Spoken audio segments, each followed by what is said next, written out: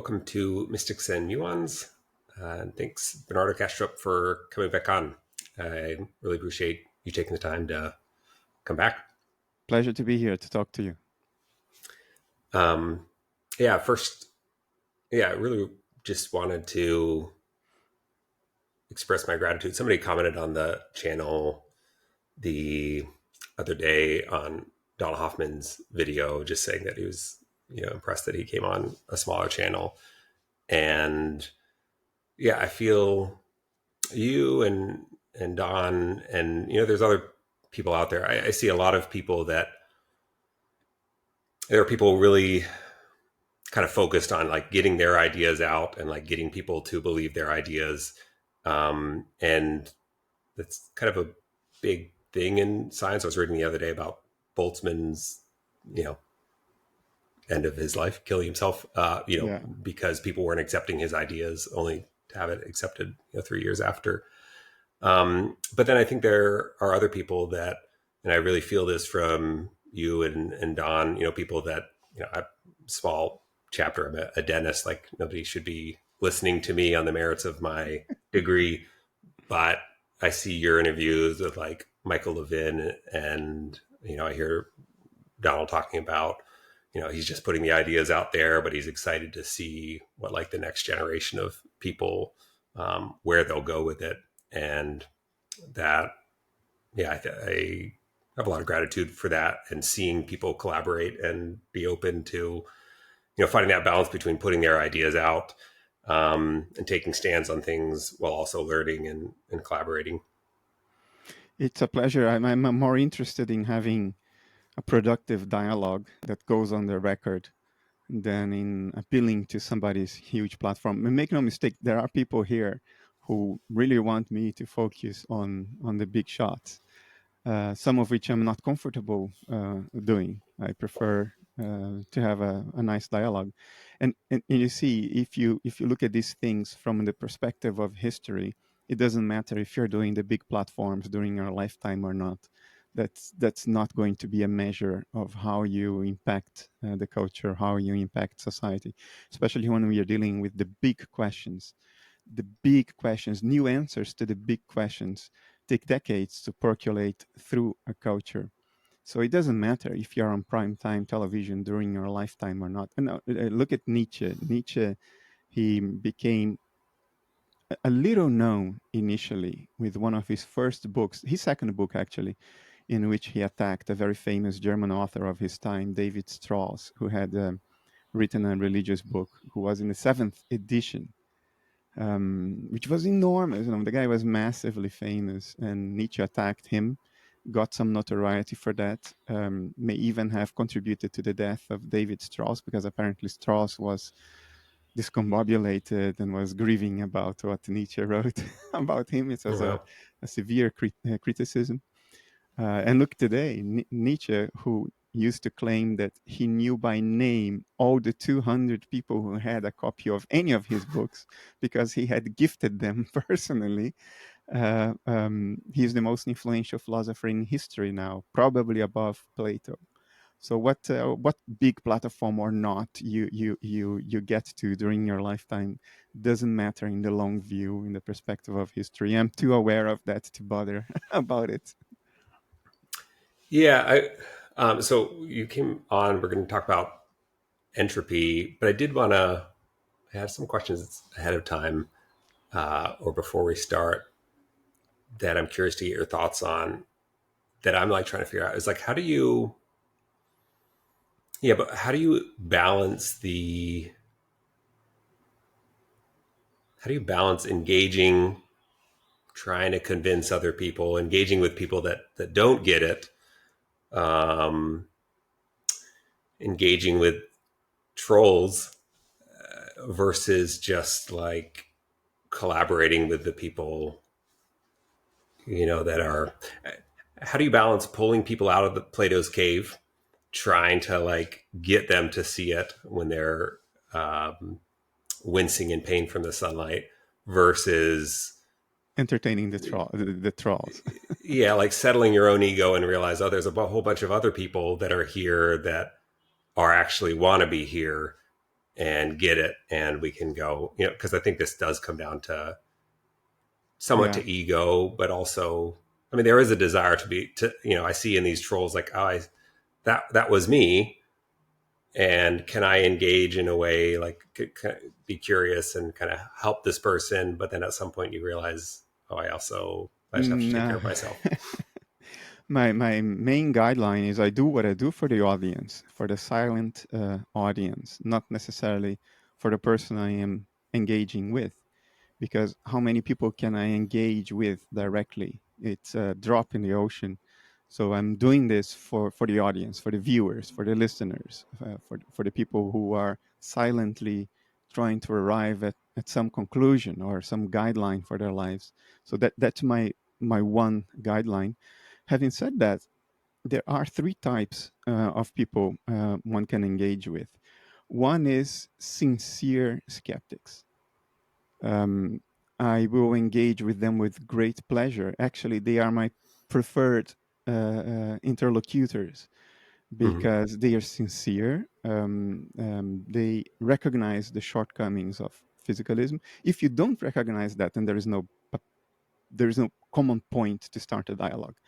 So, sincere skeptics are usually intelligent people who have spent a lifetime at tentatively adopting a certain view and then realize it's not sustainable and there may be a rational reductionist naturalist alternative, and they are curious about that, but they're very cautious because they spent a lifetime thinking something else, so they don't want to fool themselves.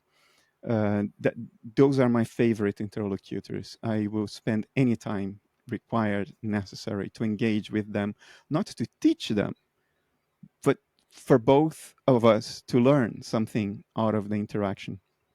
An example of this is my friend Christoph Koch, who I very gladly engage with in private and in public.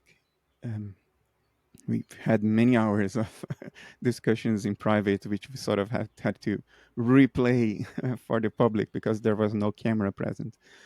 Another type are people who champion, for instance, physicalism or dualism if they come from a religious background, and they are not sincerely trying to engage in a discussion, sincerely trying to engage in an exchange. They are championing that view that they already concluded is true. I will engage with them if they are visible, not because I want to change their minds, but because I want to reach people. So if they are visible, if they represent a culturally significant pole that opposes what I'm trying to get across, I will engage with that for the sake of the audience, not for the sake of the person. Mm-hmm. Because, and I'm not even saying this meaning to criticize people. Sometimes that's where life brings you. You need to champion something. Even if it's wrong, you're committed to championing that. And that plays a role in the cultural dynamics. It creates a certain energy that may be ultimately useful. So I engage with them too.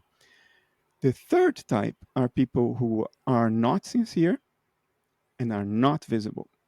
And then they're just baiting you. They just want to use you to get visibility for themselves. Those I don't engage. That's a Yeah. complete loss of time. There's no point. Yeah. It's been interesting as I've um, kind of wrestled with this and figured out, trying to find myself, um, in our previous discussion, a bunch of people loved it. But then there were a couple of commenters that are like, if only this interviewer didn't talk.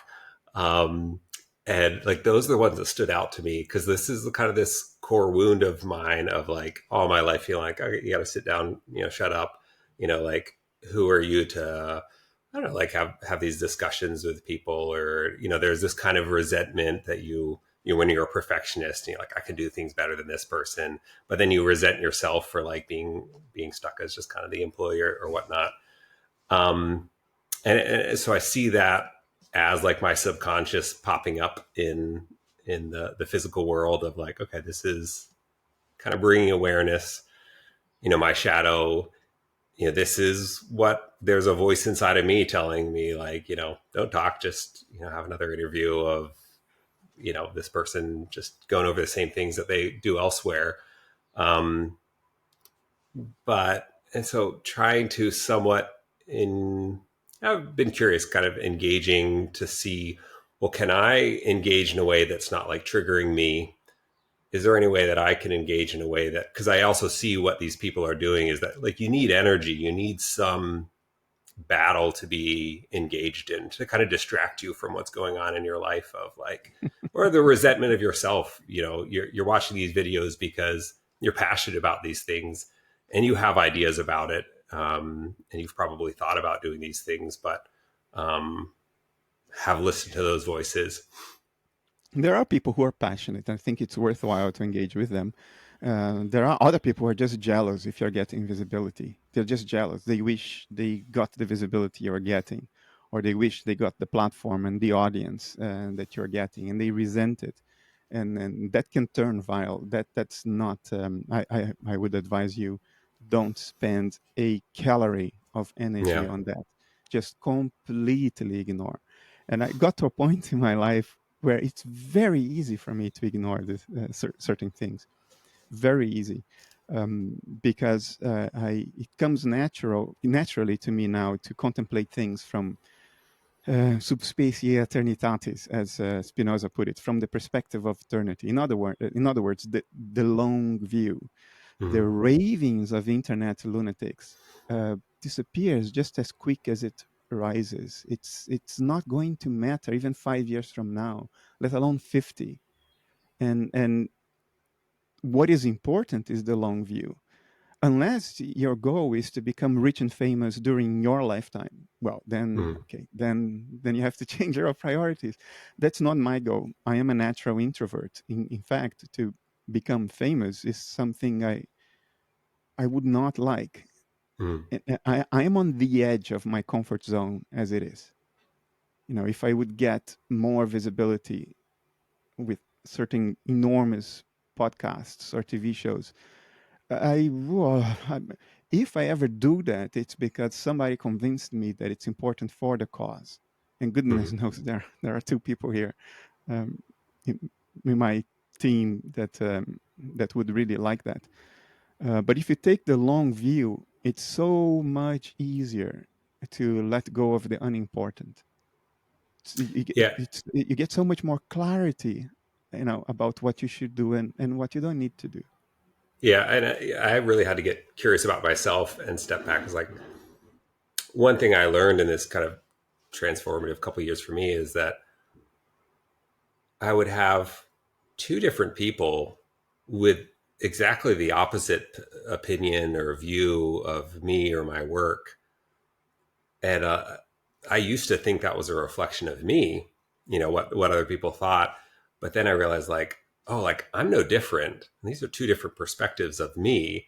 And so instead of like kind of being self-centered and like the hubris of thinking that it's about you, um, which of these two different people are the type of person that I want to please? Like, which of these commenters are really the ones that I want to create content for? Like, which of these people in my life do I want to be around? And there's, the universe is infinite. You will find every different perspective on you out there. And so why is it that just the fact that one of those perspectives pops up in this comment here, like, why is that bothering me? Like, why am I creating, yeah, Yeah, turning it inwards and trying to figure out what this says about me, and really, like, am I enjoying what I'm doing? Is it a worthwhile exchange with the person that's on? Like, that's what matters, rather than what other people think. there comes a level of visibility where it is impossible to engage with people who comment on social media. Mm-hmm. Not because they are not important. Every person is a person just like me. So there is no ground to make any one person more or less important. What you can do, the calculation you can do, is what engagement contributes more for my goals, not which person is more or less important. But there comes a time where replying or engaging with social media comments is completely impossible. In my case, there are people who review it just to prevent, you know, grotesque stuff, exaggerated stuff, bad words, insults, extreme stuff. But I regret to say I don't read most comments on social media. There are exceptions. Sometimes people bring to my attention, like, this comment you should have a look at because there is something there that may be valuable. Or when I make a personal post, when I make a very personal post, and now it's personal. So the commenters are people too. So now it's people to people. And now then I engage. But when I am posting something about my work or a link to an essay or a new video, I don't, because I can't, and because it's not the best application of my time. It's more useful for me to produce new content that is calibrated by overall conclusions from comments. So there are people who read the comments and they give me everything already sort of digested, and they say, this is where your audience is going to, this is what they are thinking, these are the most asked questions, so you should address it in your next video or in your next essay. So this happened, for instance, some time ago. It was a big one, when people were raising questions about whether I thought that a human being, because we are made of a gazillion cells, whether we are compound beings. Because if each cell is a living being and life is what dissociation looks like, then each cell is dissociated. So you get to some kind of combination problem of panpsychism. And I thought, okay, this is substantial enough. I needed to tackle it. So I wrote an essay, half of which was about this. So this is what you become able to do, but you cannot react to individual comments. It's not productive to do that because it would take your eyes off the ball. In the early Yeah. days, I even looked at Google searches on my name. I even did that in the early days. In the early days, I could read every comment. I could search on the internet what people were writing about me. Now, it's impossible. Even if I do a search on my name and restrict it to the last 24 hours, it just mushrooms. So it's not how you can interact. There will be a time you'll not be able to do that. And it's a good Yeah. thing. And then you need people who help you, some volunteers, maybe some not, which sort of look at the trends for you. And then once a week, give you the trends, where things are going, so you can course correct. And I think this, like what I'm finding, and I think what we'll find as society, is that this is really, this is the process of individuation where you end up, finding yourself, looking inward, connecting to intuition, realize, with AI, we'll realize that there'll be content that will support whatever belief we want to have. Yeah. And then in the end, you'll realize, like, oh, I actually just have to find what works for me and what works for society, what makes me happy. Like, we'll figure out our own alignment problem, because we won't have any other choice to. Like, we will just have to figure out that we need to do what brings joy and happiness. And I think under idealism, like that naturally converges. But you shouldn't clam up. You shouldn't turn completely inward. We are at a moment in Western society, maybe even global society, because the West is now everywhere, where the media dialogue is a cacophony. It is impossible now, if you don't study things yourself to a great depth, it's impossible to extract reliable conclusions, because you have authoritative people defending every possible side of every possible argument.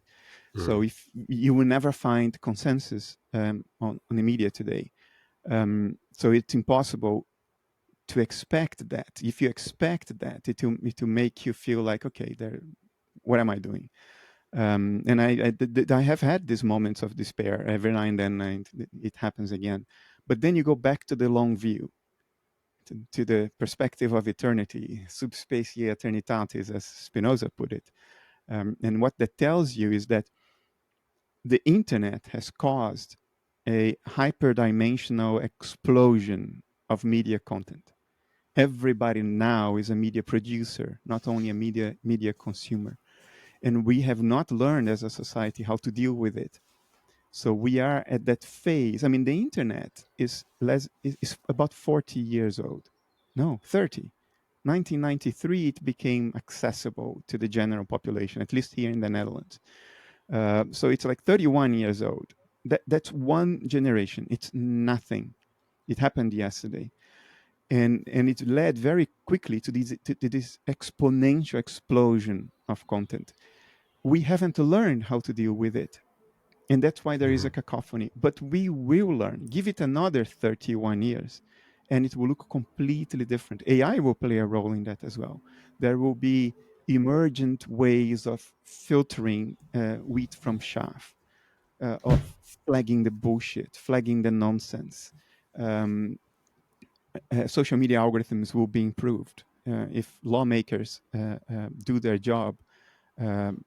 Social media companies will be forced to improve their social algorithms to avoid these reality filters, to avoid this extreme tendency towards bias. Um, so what can we do now as content providers, content creators? What can we do now? Now it's a cacophony. We will be one voice in the midst of a million. That it will never converge. What we have to do is play the long game. It's to make sure that we seed right now good quality content that 30 years from now will survive the filters. And then it will play a major, concrete, present role. But you have to play that game with the long view. You have to understand right now we are seeding quality content. And it will not grow until we get a handle on the cacophony we created, on this major confusion we've created. And 30 years from now, our content will be more reliable than the reliable content they created then, because it will be vintage.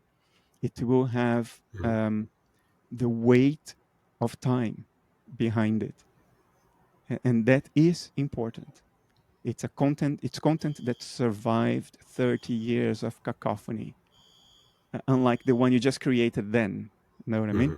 These are what natural selection has allowed to survive during this period of cacophony. All these species that came up, most of them maladaptive or even dysfunctional, but we see the quality content that will grow like an acorn and will become a little tree in 30 years from now, a vintage tree already developed, already with branches and a canopy and a strong trunk, as opposed to the other seedlings that will be planted only then. That's the long game. The problem is, I will hardly be here to watch that. 31 years from now, I will be 81. I probably will be alive. I don't know how productive I will be, or may not even be alive. It doesn't matter. If you play the long game, it doesn't matter whether you will be around to see it or not. Yeah, because you don't, you're not so much. I mean, I don't feel like I'm so much Gabe or that you're Bernardo Kastrup. You learn to re-identify who you are, and you don't need to reap the rewards or You don't. as you, like, you're part of a bigger. I feel like I'm part of a bigger organism, and whether it's me or my kids, I'm less identified with my individual ego, and it helps I you. certainly, I'm with you. Bernardo Kastrup is a facade. It's just that we need to put a face in front of a message, maybe more faces, but that's about it. There's nothing more to it, and it's easier to take this perspective when you come to a point in life where you're satisfied, content with your life. I am content with my life. Every day I wake up and I do what I want and I do what I like to do. And my personality type is one that does not require adulation or validation from the outside, voluminous validation from the outside. I don't have that. To me, that's abstract. I know a lot of people have that. That's why people want to be rich and famous. I never understood that. For me, the famous, when rich, okay, that's convenient because then you have the means to whatever end you needed to pursue. But the famous part, like, why do people want trouble? Why do people want, all the inconveniences, all the trouble of visibility? But I'm almost 50 now. I understand that this is how people think. And that's part of being human too. I just wasn't born like that. I don't have it. Yeah. So it's much easier for me because I am content to take the long view, because I don't need to achieve anything for me, if you know what I mean. I want to have a feeling that I'm couched in meaning, and that meaning comes from my long view, which is the view I take. If I can go back to bed every morning, every evening, and look back to my day and say, I've played the long game properly today, then I feel content. I feel full from within, satisfied that it was a day well lived. And for me, it's enough. I'm not trying to convince other people that it should be enough for them too, because we are all different, right? We are born with particular dispositions, particular archetype expressions. But thank goodness nature has made me in such a way that for me the long game is perfectly enough. And my what is required for my contentment does not depend on grand levels of social validation or adulation at all. On the contrary. Yeah. Yeah. Well, thanks. I appreciate that. So, yeah, I want to dive into entropy because it's funny. I went through a bizarre, I mean, it kind of fits into what the concept of Kundalini awakening, like the Hindu concept, was as my life was kind of turning upside down, divorce, career change, or job change. And I come from a bioinformatics undergraduate degree. And so I think very logically, for some reason, I was thinking about entropy and order and chaos and whatnot, having these weird kind of, what you call downloads or whatnot. Try to figure things out. I kind of put it on a shelf, didn't do much with it, but probably a year later, I was watching.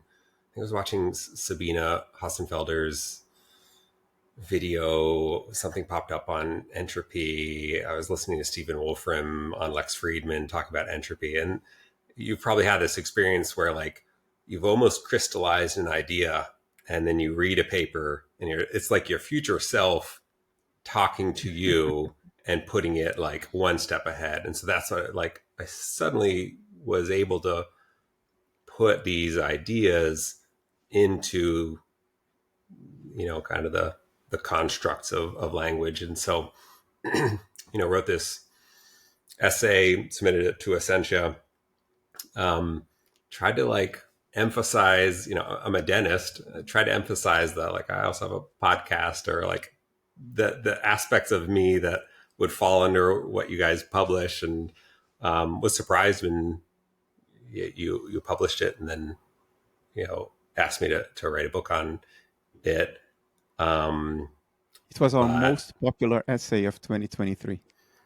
yeah, and it's interesting. Donald Hoffman posted it on Twitter, and it looked like it was one of his most like well received tweets in a while. And I think it's because it's something that people intuitively know or sense that there's something off about it, about the And second you law made of sense of it. thermodynamics. But they can't put it into the scientific language, or they can't put it into like a logical argument. And it's also And you kind did of it.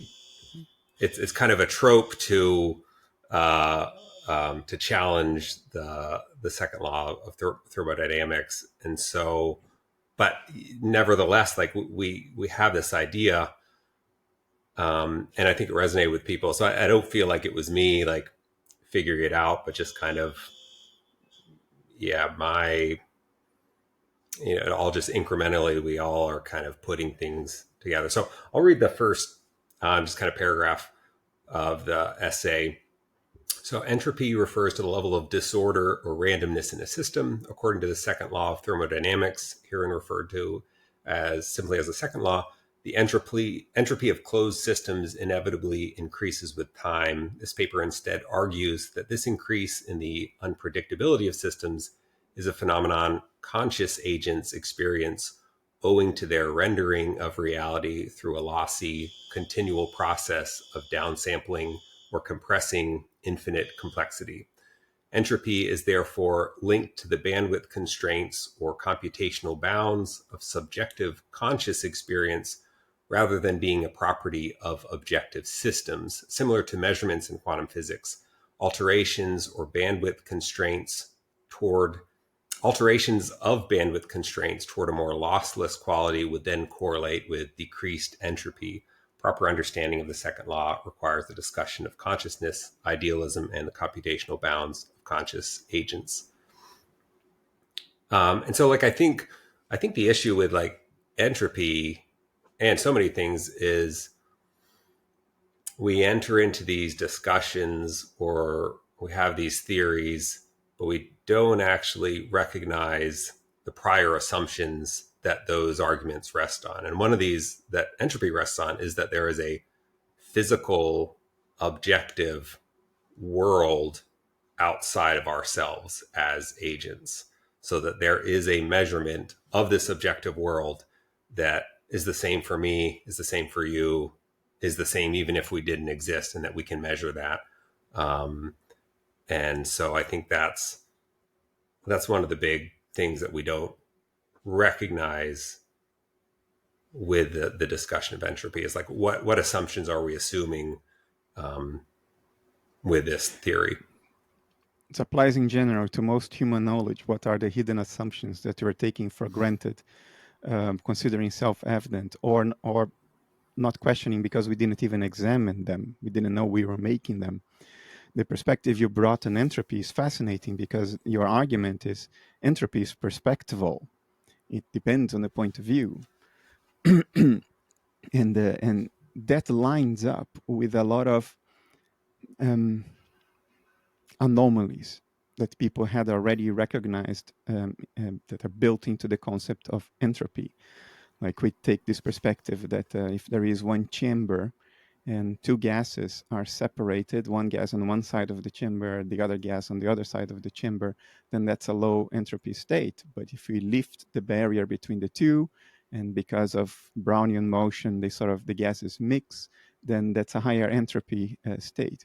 Well, that's so from the perspective of a rectilinear boundary. But if you are a skier going down a mountain in a slalom, and you always put the blue wing to your right or the left wing to your left, you would draw a boundary in which blue wings and left wings, or flags, wings, why did I say wings? Blue flags and red flags are perfectly separated. But if you look at the slope with the circuits that you have to trace, they look like they are intermingled. So entropy is perspectival. And that is a fascinating insight that you amplified also with Stephen Wolfram's work on cellular automata. And I think that's a thread we need to keep on pulling. And you're best placed to pull this thread because you are the first one who found the tip of the thread dangling, and you gave it the first pull. And what you call your future self, I call the diamond. Which is sort of the compass behind you. It irresistibly points your life in a certain direction and demands certain things from you, or seduces you to do certain things depending on the quality of your diamond. My diamond is one that kicks my butt from behind as opposed to seducing me from the front. And your personal doubts and uncertainties about your background, about your education, your skills, your level of intelligence. They are just that. They are just your personal bullshit. The diamond doesn't give a damn about whether you think you're suitable for the job or not, and am I being arrogant, or no, am I good enough for this? These kinds of doubts are generated here by our individual selves, the ego. The diamond doesn't give a damn. It's irrelevant. It found the suitable tool to do the job. Welcome. That's you. Yeah. Thank you. It's interesting. I read, I think it's Thomas Kuhn's book, Nature of Scientific Revolution, something. The Have you structure read? of science. Yeah, The yeah. structure of scientific revolutions. Yeah, it's one of my. It's in my top 10. Yeah. And it's so interesting because reading the book was a little bizarre because he kept saying, like people that, and this may sound egotistical, but he's basically saying like, whenever a revolution happens, it's never by somebody that's really entrenched in that system. It's by somebody that's either an outsider or a young person. And again, I don't think like there's a lot of things that I've now read and realized like, oh, I'm saying the same things that other people have said, maybe putting a few other pieces of the puzzle together, thanks to stuff like Stephen Wolfram's work or whatnot. But this is the nature, I think, of these paradigm shifts is that you actually, in this process of development, unlearning is as important or more important than learning new things. It's unlearning the old things that you think that you knew. And so I kind of view this as like, I've been thinking a lot about Plato's cave, where, we've all been chained in the cave with nothing to look at but the shadows. And we all have a different perspective on that line of prisoners. And so the people on the far right, they've been watching these shadows and they've recognized different ones that show up at different times. And they say, okay, yeah, when it goes over this part, which is like a bump in the cave wall, it then changes this way. And then they've created their own formal kind of system for how to interpret what they're seeing and what it means. Whereas the other person on the other side, it doesn't make any sense to them, but they've created their own internally cohesive system that makes sense. If you some of us prisoners, like if you listen enough to the person on the other side, you can get into their perspective and start to see, well, that's not what I experience or what I see, but like what you're saying kind of makes sense. And then eventually you start to think about maybe there's something behind us. Yeah. Look, you're trying to comfort yourself in terms of convincing yourself that it's okay for you to do this, or that you bring indeed a different perspective. You're trying to validate why you. You're trying to validate for yourself why you. Um, and that's fine. That's fine. I could even help you validate that on the same terms that you brought forward. You need an outsider to do this. You need somebody who has a more diverse background, more along the lines of a Renaissance man. And you don't want a specialist. A specialist does not find the anomalies that lead to the next scientific revolution. That's Kuhn right there. Um, but it does not matter whether you found that comforting validation of yourself or not, whether you managed to answer the question, why me or not. Ultimately, it's a waste of energy. It may be a struggle that you need to go through, but at the end of the day, it will not matter. Yeah. What matters is what nature is trying to birth into the world through you, Yeah. and whether you will fight that or collaborate with it, cooperate with it. That's all that matters. Nature does not require that you understand why you, Mm-hmm. because Yeah, I think, there isn't even a you. What are you talking about? You know what I yeah. mean?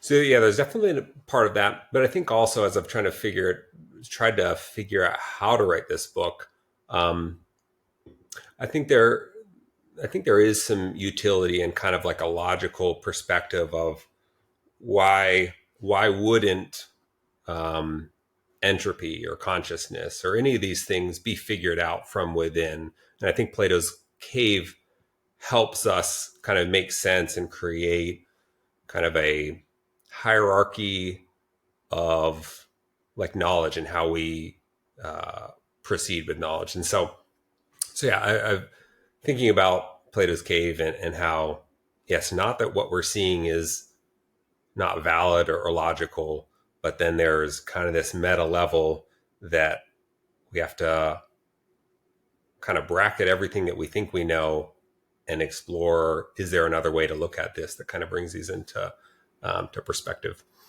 Um, So, whatever you do, there will be people when your book is published who will come up and say, but who is this Gabriel anyway? Why does he think he has something to contribute? That happened to me when I started. I had only one doctorate in computer science, computer mhm, engineering. I didn't have a doctorate in philosophy, although I had the background. So this will be inevitable. Whether you find that comfort for yourself that you are the right person for the job or not, you'll get those criticisms anyway. So mhm, if I can give you any advice from the perspective of someone who is on the same road but started a little earlier because I'm older than you, is just do what you need to do and yeah, don't get busy with the rest. The rest is not your problem. It's not your problem to save the world. It's not your problem to convince the majority of the culture that you are right. That too is not your problem. Your mhm, problem is to write it down and put your ideas out there. Everything else is not your problem. Take the yeah, long view. Trust that nature will do what it needs to do with it. You will have played your part. That's all you need to know. You do not need to know why you do not need to validate yourself. You don't need to do any of those things. yeah. Thanks. Yeah, it's been, yeah, just getting comfortable with oneself and comfortable with like all the different perspectives Or has been not helpful. caring. Hmm. Just do what you need to do. Just express what's coming up through you. That's all. That's all. And the hyenas will rave. Yeah. Whatever you do or don't, that will happen because it's part of the game. But that part of the game is not your responsibility. Putting it out Um, is. so in the essay, yeah, one of the I talk about Sabine Hossenfelder's perspective. I talk about Stephen Wolfram, and then Donald Hoffman, as well as yours. Kind of mention cubism, but because I think these things are understood when you take multiple perspectives. And the one that was interesting was Sabina. I think the most interesting ones are kind of these physicalist perspectives that end up coming to the same conclusions as idealism, because when you really believe physicalism and you really follow wherever it leads, it leads to the same road. Like you realize, oh, this is just it's kind of a heuristic model that's useful, but it's it's true within certain constraints, and there's actually a more fundamental truth. That's true. But the implications are different depending on your metaphysical perspective. So you can have whatever metaphysical perspective you have, you may arrive at the same conclusion. So that's the forward movement when you go to the conclusion. But Mm-hmm. then there is a backward movement, which is you start from the conclusion and you start unfolding the implications. That's the way, that's a movement back. That movement back will be very different under physicalism and under idealism. It will have implications for the nature of mind under idealism and very different implications under physicalism. Under physicalism, the movement back sort of dies out, doesn't build up to some major new perspective. Mm-hmm. But under Yeah, idealism, it does. So yeah, yeah. So this in movement her, back may not even be your responsibility. It may be, but it may not even be yours. If you make the movement forward, then the rest again, the long perspective, mhm, over 30 years, 40, 50, the movement back will happen, whether you're around or not. yeah. So Sabina Hossenfelder, I've watched some of her stuff, and I know you've kind of gone back and forth on certain topics with her. Um, she's got some good stuff from what I've seen, and I respect that she has this video on YouTube called I don't believe the second law of thermodynamics, and so she brings up some really interesting things, particularly given that it's from like I would consider her view physicalism. So she brings up the fact that the formula for entropy. Well, I guess one of the things about entropy, and this Thomas Kuhn talks about in his book, is that when paradigms are breaking down, you start to see that there's multiple and multiple interpretations, ad hoc corrections, people trying to keep their shelf together, trying to like, band-aid stuff that like, well, this works, but then, we see these, we actually see physical exceptions to the law of thermodynamics on a really small scale experiments. So that's one of the reasons why there's so many different interpretations of the second law of thermodynamics and different interpretations for entropy. And there's some interesting stuff. You know more about this than me. There's Shannon entropy, and there's these information systems, and they all have some interesting ideas in them. But I think a lot of them, none of them address consciousness, which you can only go so far in any theory without addressing the fact that it's all coming through consciousness.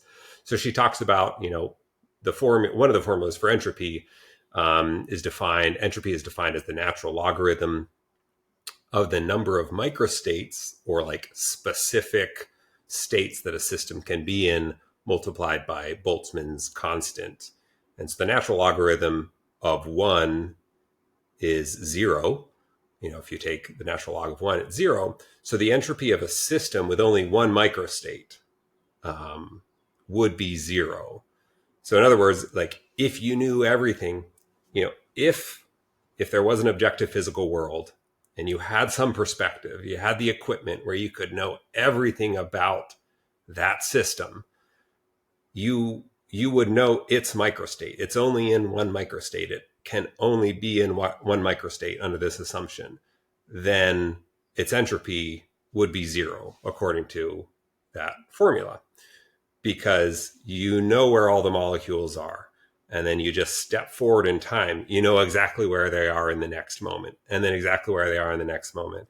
And even if you view like this chamber of two gases, it's an arbitrary distinction that like, okay, this is low entropy because it's on the one side, and this, and so she brings this up. It's like, it's actually, entropy is a subjective measure based on arbitrary standards of where you're drawing the line between the two chambers.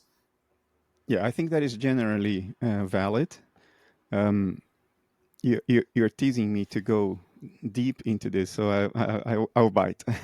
I'll go. The key premise, because we are playing the game of examining assumptions that we haven't examined before and paying attention to those assumptions. One of the key assumptions in the argument you just explained is that the physical world is causally closed at the microscopic level, at the level of first principles.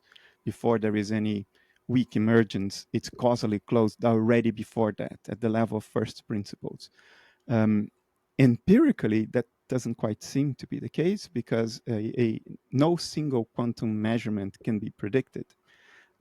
Only at the level of many measurements, the law of large numbers, then you can predict the statistical distribution of the results. But any single quantum measurement seems to be random. It can go either way. All quantum measurements are binary questions in the form of yes or no, up or down, things like this. It's the toss of a coin. So the assumption being made there is that even if we experimentally and theoretically today cannot model the microscopic world in a causally closed way from first principles, we cannot do that. But it should be in principle possible. So that we cannot do that is an epistemic limitation, not an ontic fact about the world. That's the assumption there. And I think that assumption can be questioned, because if, as most experiments are suggesting, unless you believe in the fantasy of superdeterminism, which Sabine herself puts forward, but it's a fantasy. It's postulating hidden variables that are not defined, even though she said during a debate with me that she has defined them. And if you look at the paper, the first author says, no, these are just toy variables. It's a toy universe. It doesn't apply to reality.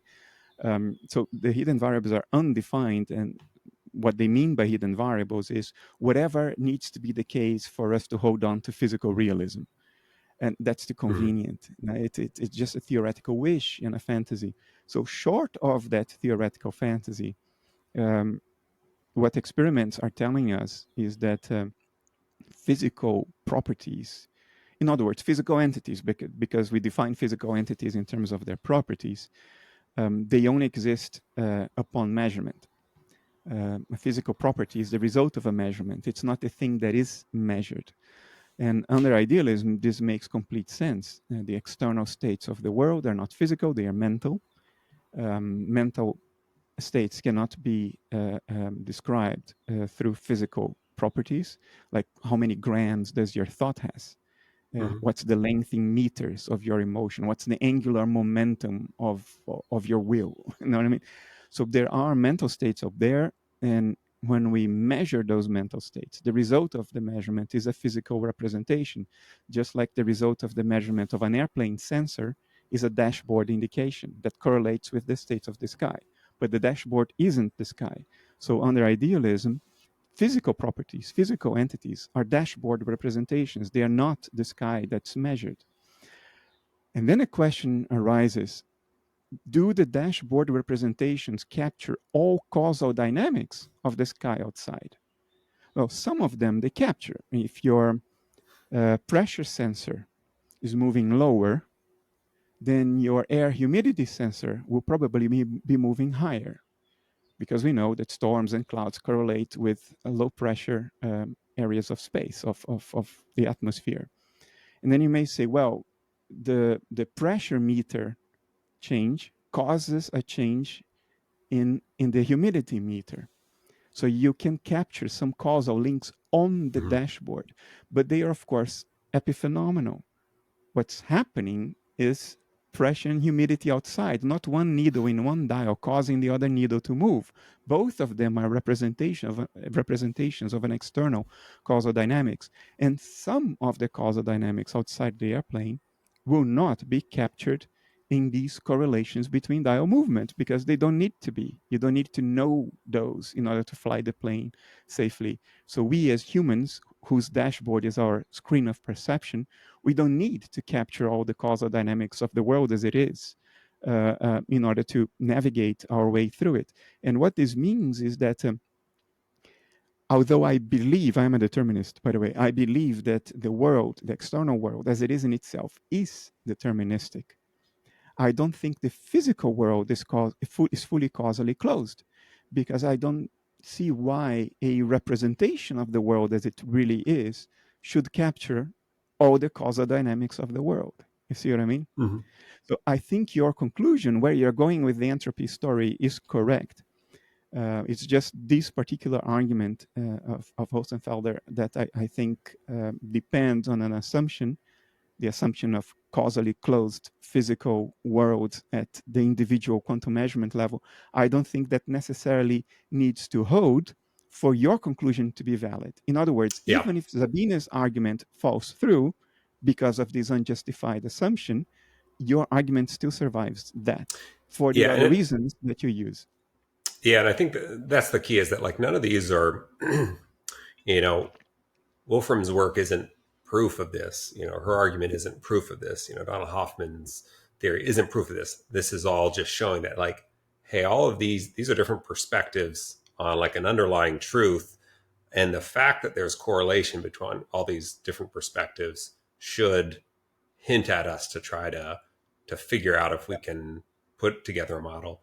And this idea of causality is interesting because it's, I think this is, even in, I think it was the 2022 Nobel Physics Prize on the universe being non-locally real. Like even the idea of causality has been accepted as not quote unquote true. But this is also like, again, back to the cave analogy. Like if you're chained up as a prisoner, you'll think that there's causality between those shadows, because this one shadow bumps into this other shadow, and then that happens. But it's not the shadow that's causing that. Like there's a deeper causality in another realm that it's there's meta upon meta framework. But yet, it makes sense to. It's useful to pretend that one shadow is bumping on the other and causing the other to move.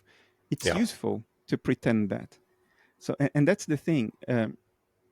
A pilot flying at night in a storm that cannot see anything through the windshield and only has instruments, uh, the pilot can still fly safely and land safely, even though the instruments are not the sky. Mm-hmm. The pilot can still navigate the sky safely by using a proxy, by using representations. And that's the thing that we get confused a lot with in our society and in science and philosophy. We confuse, we conflate convenient fictions for primordial fundamental truths. We Yeah. always fall for this trap consistently, repeatedly. We never learn. Certain things are convenient fictions. In other words, within certain parameters, nature behaves as though those truths, those fictions were Mm-hmm. true. And therefore, it's useful to use those fictions to pretend that they are true because nature behaves as though they were true given Mm-hmm. certain parameters within certain constraints, just like Newtonian physics works if you're not close to the speed of light. It's a Mm-hmm. convenient fiction that works. But then we run away with it and we start declaring that the dashboard is the sky outside Mm-hmm. because everything works as if all the dynamics that matter were the dynamics between dials and the dashboards. We pronounce that the world is the dashboard. And of course, that comes back to bite us later because some other implications, maybe in some other fields of knowledge, of this pronouncement that the dashboard is the sky, those implications will be wrong in a significant, practical way in other fields. And that's where we get screwed up all the time. Mm-hmm. It's a pity, but yeah. Yeah, it's and I'm not an expert on Buddhism or Taoism, but I think there's a principle. I think in both of kind of mutual arising or independent arising. Uh, I forget if it was Alan Watts I was listening to, or he's talking about how the world works, and he says it's we say that the wind blows and then the tree shakes as though like one thing causes the other, but really it's the wind blows and the tree shakes. These things are mutually arising. It's not necessarily a causality, and this is from the dream perspective on reality. There's, I think it's the PGO hypothesis or whatever, this idea that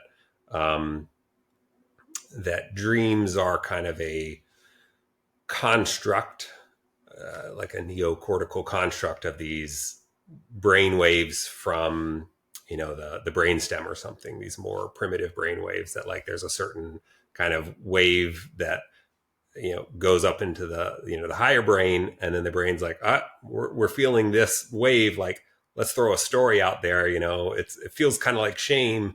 We're going to throw the being in school with only your underwear on to kind of match that story. So I think it's a similar idea, is that what we see looks like there's causality, and it's useful. I think what you're talking about is what I view as like we've lost the importance of myth. We view myth as something that's not true. I think we've kind of been traumatized by religion through like the Enlightenment and the scientific revolution. We're like, okay, we're not going to believe any of this myth because we really believed it and we got burned by it. And so Yeah. we're just going to believe everything literally. And I think, the most knowledgeable scientists like do understand that models and theories, they're myths. They're not the truth. They're just approximating the truth. I think science understands that a little bit better than religion. Religion often believes them. These are literally true. Like God is literally this individual that, but ultimately it's all myth. That doesn't mean that it's not useful or that Yeah. it's not true, but we have to be comfortable with seeing the utility of things and holding things that seem paradoxes, and You know, figuring out what works. it's rich territory to comment on. I think true practicing scientists who are really now trying to solve scientific problems, either theoretically or experimentally, they are very keenly aware of the model nature of our theories. Our theories are not the truth, they are models of the truth. They are convenient fictions. There are no force carrying particles. Virtual particles are modeling tools. So people really doing leading edge scientists confronting the real problems every day, they know that. But they are not the science communicators. They are not the people who make a living of talking about science on TV or on radio, like Neil deGrasse Tyson or Brian Cox in the UK.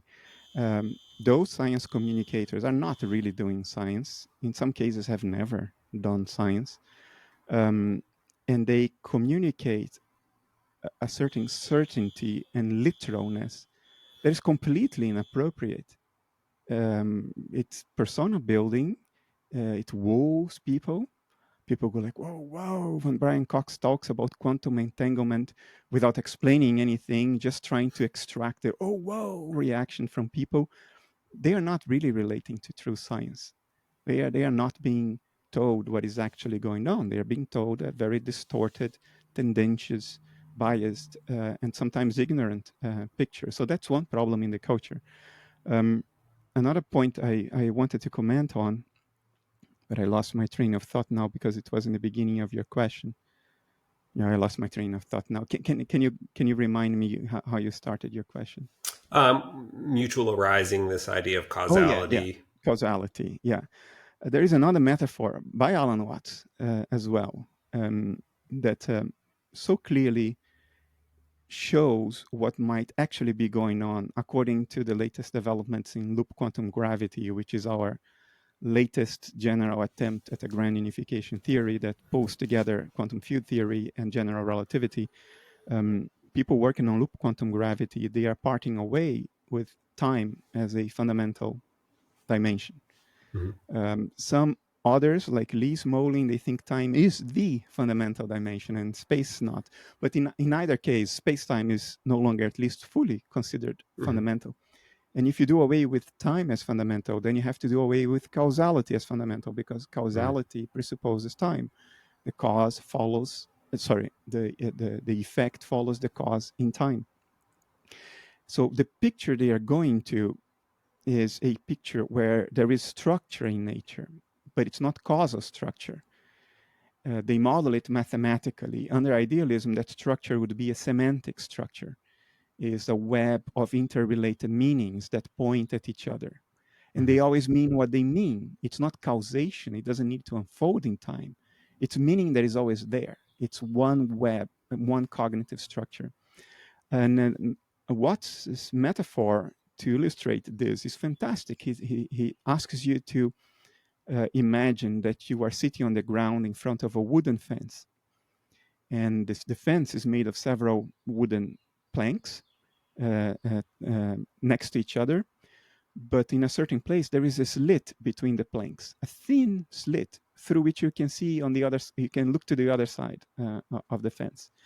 And then he says, imagine that you don't know anything about how the earth works. And a cat walks along the fence on the other side. And you are looking at it through this slit. So first you see the cat's head, and then a moment later you see the cat's tail. And then the cat turns around and walks along the fence again. And lo and behold, first you see the cat's head, and then you see the cat's tail. And every time the cat walks along, you first see the head, and then you see the tail. So you would say the head causes the tail. Causation. And why do you do that? Well, you do that because you're limited to a slit. You're not seeing the whole pattern. You're not seeing the entire structure. Otherwise, you would not talk about the head causing the tail. You'd just say, there is a cat. And that would be the end of the story. Now, time is our cognitive slit to prevent cognitive overload. That's how we organize data about nature. Instead of organizing it in shelves and cabinets, like in a library, we organize it in time. Otherwise, we would be cognitively overloaded and not be able to respond to environmental challenges. What is really going on is the cat. It's the whole cat. And what loop quantum gravity is trying to discern is the structure of the cat. which for them is purely mathematical. For an idealist, it's the mathematics is a model of a cognitive structure, of a semantic structure of meaning in nature. And that's where we are going. That's the next step. And of course, the implications are tremendous because life and death are events in time. If you get rid of events in time, then life and death is the head and the tail of the cat. And you are the cat. You're not the dead or the one being born. Now, despite this, what you see, and then you alluded to it as well, this core rising and Buddhism, you see some scientists today appealing to mysticism. And although I think mysticism is very important, I think it's an important game played by different rules. And for us to be consistent in what we do, we should play each game according to its own rules and not change the rules of a certain game by appealing to the existence of another game. That's cheating. It's not consistent. It's not coherent. And some scientists are doing exactly that when they face a wall because of their physicalist prejudices. For instance, Carlo Rovelli, already 30 years ago, he proposed what is called an interpretation of quantum mechanics. In his case, I don't think it's an interpretation, it's an acknowledgement of the implications of quantum mechanics. It's called relational quantum mechanics. And the point is, under quantum theory, you can have two correct but different accounts of the same series of events. And what that shows us is that under quantum theory, all physical events, all physical entities are relational. They are not absolute. They do not exist absolutely. They are a perspective, a point of view. They are relational, like movement. Movement is relational. If you're inside the train and the train is going at 100 kilometers an hour, the train's not moving. But if you're on the platform and the train is passing along, now the train is movement. It is moving. So movement is relational. And Rovelli said everything in nature is movement. Everything in physical nature is movement. And the implication of this is obvious. There is something non-physical, but absolute, which grounds the relations. Because for us to speak of movement, there has to be a thing moving in relation to another thing. If everything is movement, then what are the things that are moving? Well, they're movements too. But if they are movements, what is moving? Well, more movements, meta movements, meta movements. It's movements all the way down. It's turtles all the way down. That's infinite regress. What does Rovelli do? Because he's committed to this point of view that only physical entities can truly exist. And if all physical entities are relational, then it's turtles all the way down. He goes to Nagarjuna, a Buddhist monk from centuries ago, who said nothing really exists. And then he throws his arms up and says, I'm free. I don't need to explain this blatant contradiction and logical fallacy in my line of thinking. I can just point to a mystic and say, he solved it. That's changing the rules of the game. Why are you playing it? You cannot start from a rational scientific perspective and switch to mysticism. What you can do and should is pursue the entire path as a mystic and then pursue the entire path as a rationalist. And then conclude that they arrive at the same place. You can't change the rules of the game. Because what the nature is telling us is not that there's turtles all the way down. What nature is telling us is that there are non-physical states. And by this, I don't mean spiritual states. I mean states that cannot be described through physical quantities like mass, charge, momentum, spin. There are non-physical states that are absolute and have standalone existence. And when we measure them, the results of those measurements are physical properties, dashboard indications. And those are relative, of course, because they are an interplay between the measuring thing and the thing measured. There you get the relations. Therefore, all the physical world is relational, but the world that is measured isn't. It's absolute. But Ravelli can't contemplate that possibility because of his prejudices. So Nagarjuna, help us out. That's cheating. That's cheating. Anyway, commented long enough. No, it's interesting because my other interest is AI, and again, not an expert on AI, but I think what we're understanding there is that it's all relations. Everything is relation. Like I think the idea of information is just relationships of parts of the one to other parts of the one. information is definitely relational, but information is a description of something. And you cannot have a description of a description of a description forever. At some point, you need Mm-hmm. to have the thing described. The question is, what is this, what philosophers call ontological primitive, this absolute, that we can build a whole hierarchy of relational descriptions on top of? That is the game, finding that absolute. But to do that, we have to acknowledge that there has to be an absolute. It cannot be turtles all the way down, because it means nothing. You cannot say that the whole world is movement and there is nothing that moves. Mm-hmm. It doesn't make sense. It means nothing. I think I was watching some video about relativity, where like this is kind of like the unaddressed elephant in the room with relativity, is that like relative to what? Again, that's not my, but I think this core question comes into that, to my understanding, is that like we have to have some reference point, like Look, the physical world is obviously relational. That's a direct implication of quantum theory that has been validated ad nauseum by experiment. The physical world is relational. The Nobel Prize in 2022 proves this, unless you entertain some completely arbitrary theoretical fantasy for which there is absolutely no empirical evidence, and there can never be, such as Everettian multiverses or the nonsense of superdeterminism, the undefined nonsense of superdeterminism, which is a kind of the ultimate wishful thinking in science. Short of that, we have to acknowledge that the physical world is relational. But in acknowledging that, we should not then rush ahead and say, therefore, there is nothing absolute.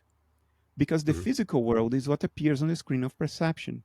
Even our instruments, our telescopes, oscilloscopes, microscopes, whatever scope, their outputs need to be perceived for them to mean anything. So we are always, in physics, filtering everything through perception. Everything passes through the dashboard. And then when you conclude that the dashboard is relational, that the needle movements in all those dials represent relationships, should not mean that the sky outside is relational too. But because we only see the dashboard, we are tempted to say that everything is relational, Mm-hmm. even though it's incoherent. It makes no logical sense. It immediately incurs in infinite regress, which is a well-known logical fallacy, known for 2,500 years. And we cannot just close our eyes and wave our hands and say, but at the end, it's movement all the way down and there's nothing that moves. It doesn't work. It doesn't mean anything. But in acknowledging that the physical world is relational, including our descriptions of the physical world, such as general relativity, such as quantum field theory, in acknowledging all that, we should not make the mistake of being so supremely arrogant as to think that our descriptions of the world, which are relational, contain the sum total of what there is to know about the world, and therefore the world itself has to be relational. This is silly. Mm-hmm. It's incredibly naive. It's Promethean. It's like we think that our epistemology is the knowledge of God himself. No, there is something absolute. There has to be, for there to be meaning to relations. The very moment we say and acknowledge things are relational, the moment we say that, we are implying, or it's even entailed in our statement that everything is relational, that there is some absolute that grounds the meaning of relations. Otherwise, what are we talking about? There cannot be Mm-hmm. movement and nothing that moves. It means nothing. The question is, what is that absolute?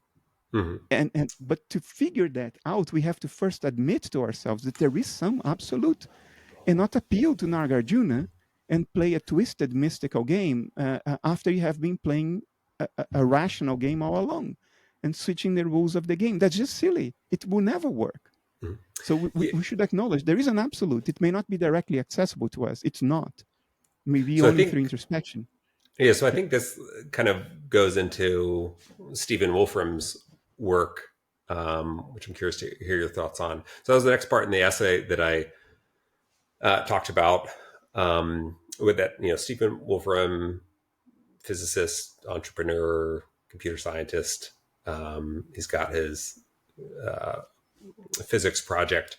Essentially, he's working on explaining the laws of physics as emergent phenomena from arising from simple rules. He's worked with cellular automata, or these computational models, modeled as these groups of cells, each having these discrete states following simple rules, like based on the state of the cell to the next to it, and shows that even with these, like the most simplest of rules, they're producing these successive rows, and these complex or emergent patterns produce that, depending on your computational bounds, like depending on how much you can track the information, it looks random to you, depending on which rules that you pick. And it's interesting to see kind of these classified rules. I think he had like 4 different classifications of ones that, like, really look random versus ones that look, they just get into a recurring pattern. But yeah, depending on like your level, how much you can track the information, they have this degree of randomness versus order.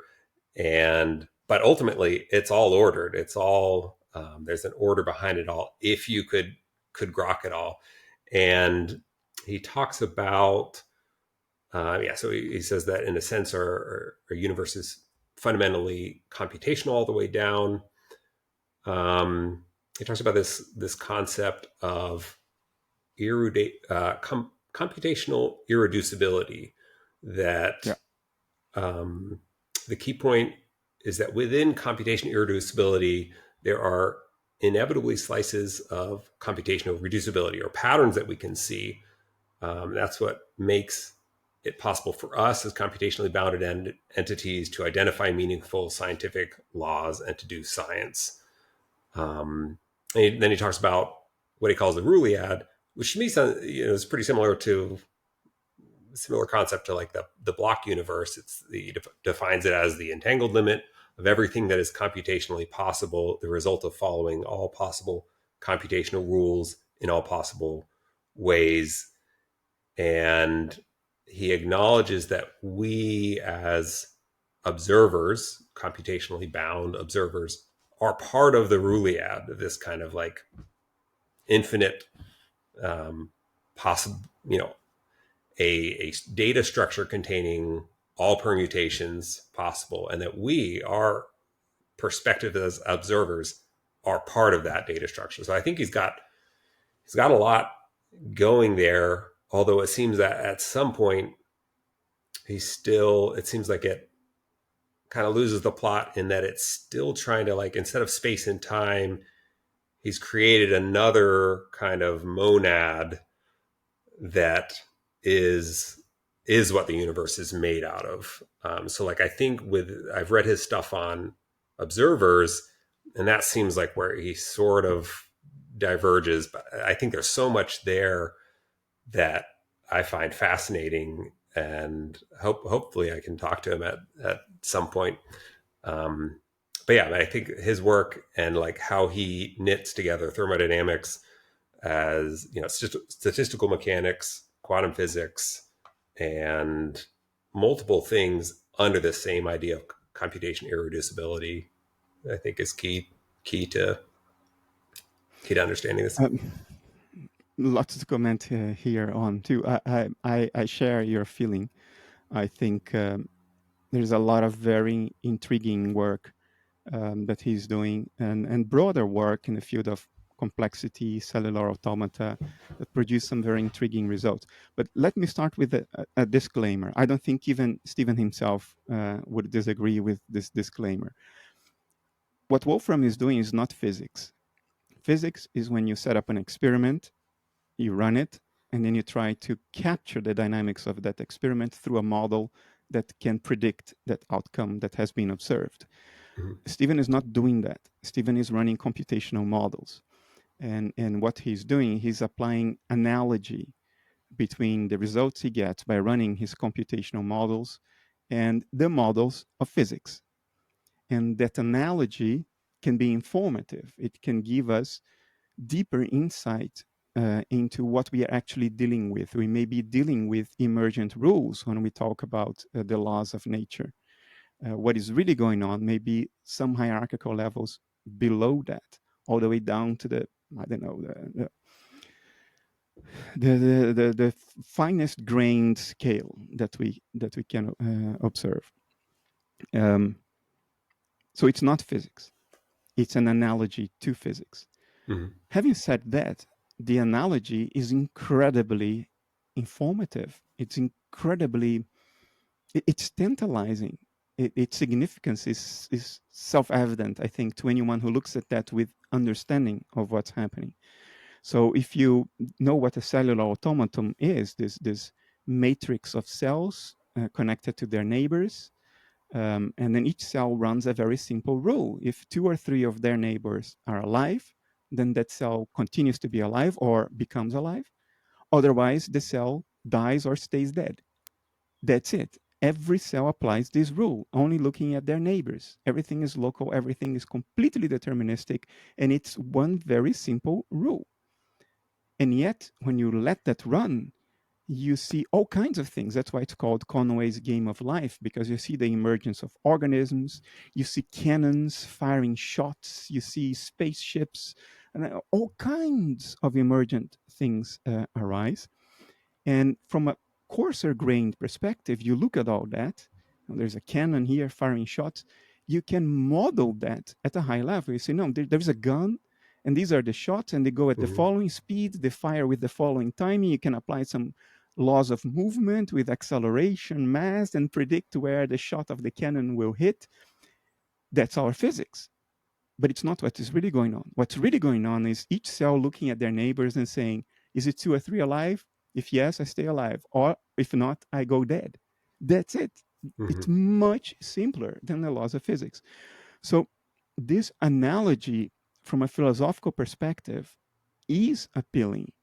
When somebody is doing philosophy of physics, it's very informative for the philosopher of physics to say, what are we saying when we say there are these physical laws in nature? Are we saying that this is the fundamental level of nature, or this is some emergent phenomenon? Well, Stephen's work suggests that it might very well be an emergent phenomenon. Even though Stephen is not doing physics, the work he's doing can inform an interpretation of physics and even guide physics going forward. I happen to think that he's probably right, Stephen. I think that he's probably right. There are, even from a purely philosophical perspective, there's nothing etched in stone in nature saying that the best explanation is the simplest one. But it's very useful to think that it is. It has worked for 400 years. So there are many indications that this may be the case.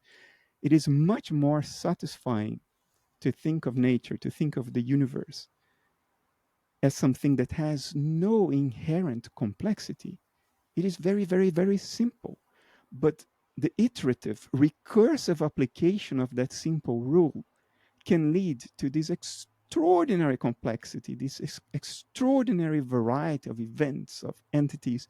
It's very satisfying to think that. It gives us a sense of closure. I'm a reductionist, and I'm an inveterate reductionist. I'm not a reductionist from the big to the small. I think that's arbitrary. I'm a reductionist from the complex to the simple. I Mm-hmm. think this has always worked unfailingly in the history of all science, 400 years, which is admittedly short, but it's 100% this has always worked. Um, so I think this can indicate what's actually going on. What's actually going on may be a very simple mind with a very simple inherent will, which provides the impetus for the computation, for that iteration of a simple rule. Everything else arises from that.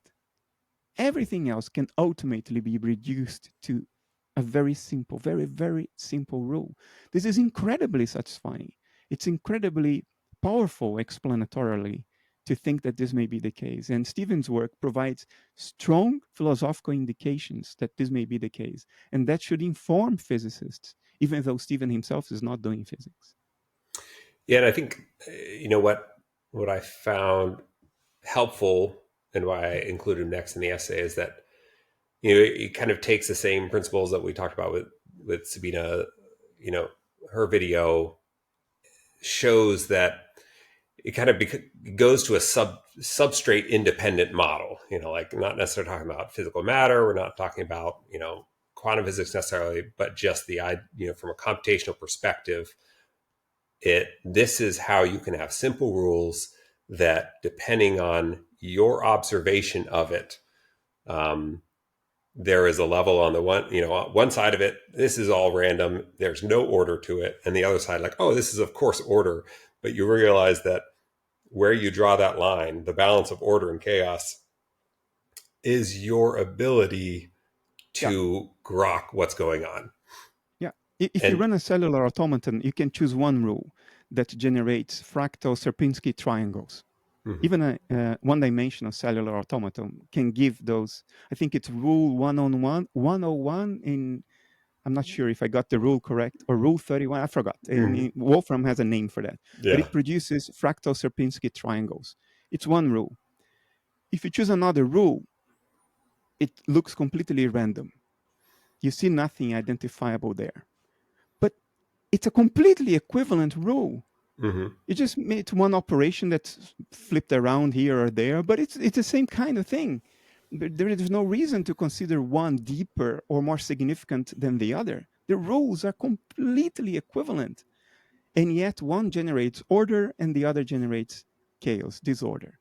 What this shows us is that our very notion of order and disorder is biased by the patterns that we can recognize, not by what the thing is actually doing, because it's basically doing the same thing in either case. In one case, we say, oh, Sierpinski triangles. In the other case, we say, oh, TV static. But it's the same thing. Mm-hmm.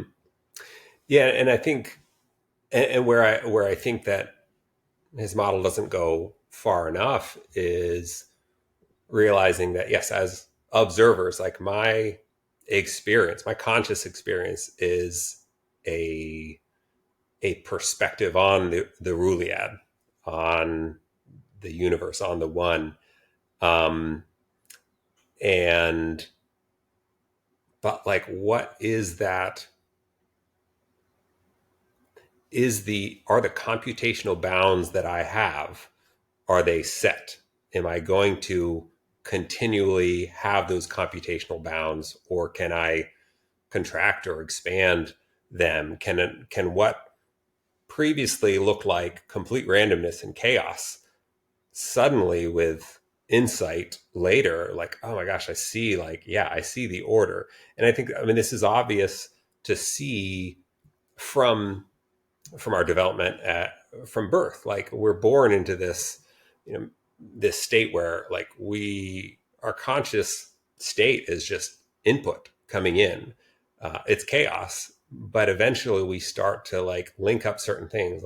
This sound, this input, I'm going to clump up all of this input into, like, my visual cortex, and this stuff is hearing. And then, like, this is my mom, and then I've got a good mom and an evil mom, the good mom that gives me milk and the evil mom that takes it away. And then you realize, like, oh, it's the same. Like, we're ordering the chaos. I view the Ruliad as a database, and our conscious perspective is a SQL query into the database, where we're taking this chaos and we're slicing it up in a way that we can make sense of it. And then we can change that. We change that query over time as we're slowly iterating towards getting to what we want.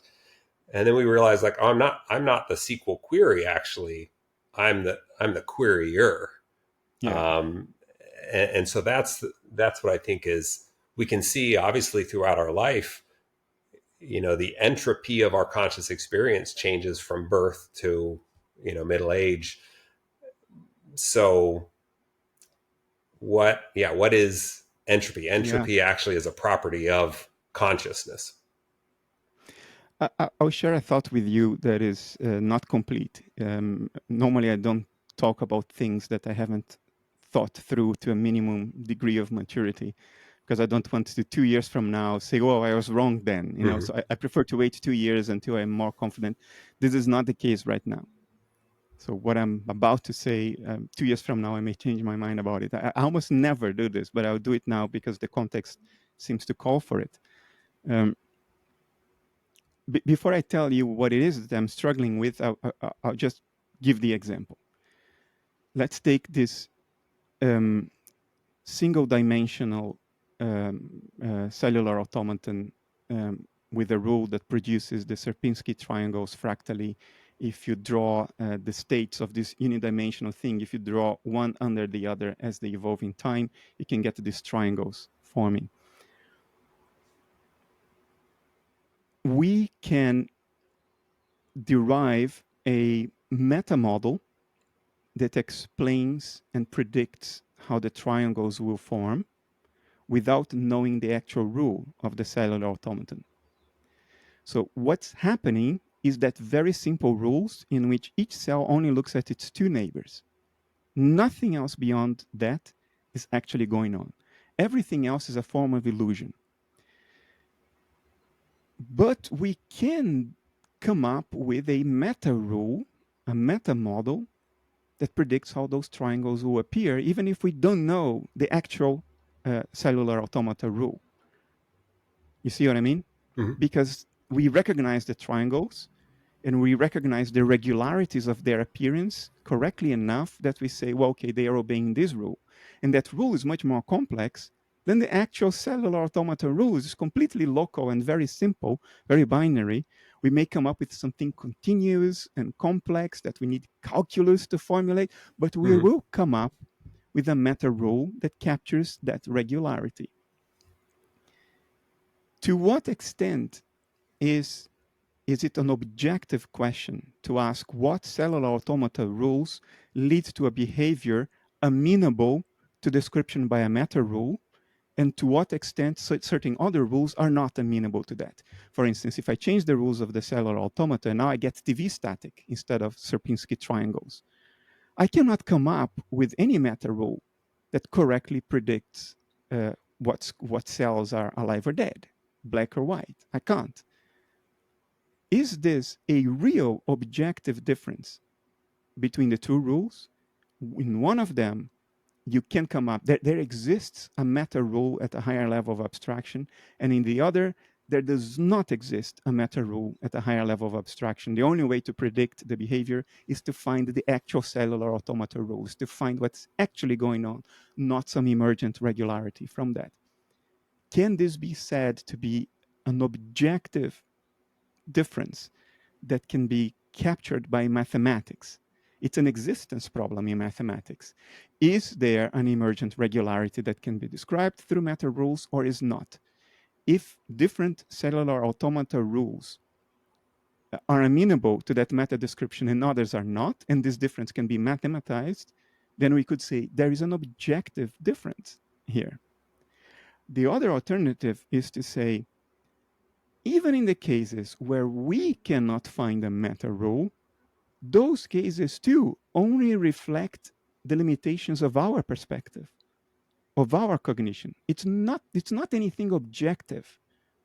It's something that we impose on it. The limitation we see between two different rules, one is meta-describable and the other one is not, that limitation is our limitation. It's the limitation of what we can meta-describe and what we cannot because of our monkey cognitive system.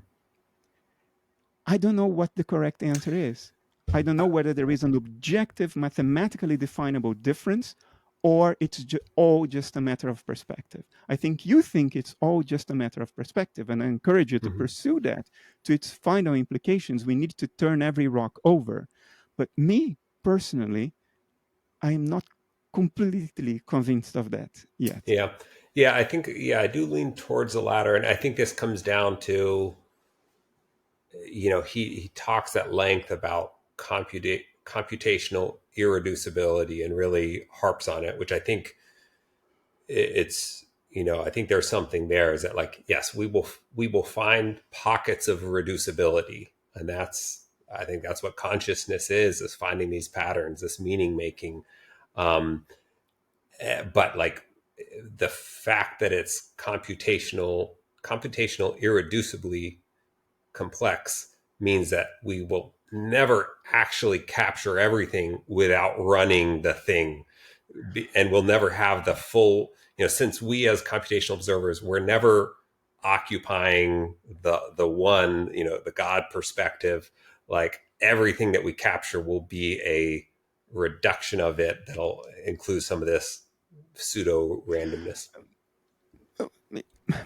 I think this applies to both cases, to both sides of my doubt. You could have a primary cellular automaton rule whose neighborhood, and I'm speaking a technical term, the neighborhood of the rule, how many cells away from it does each cell have to look in order to compute its next state? If that neighborhood is very small, then you probably have computational bypasses to what happens in our immediate vicinity, because we don't need to compute the states of Mars to find that out.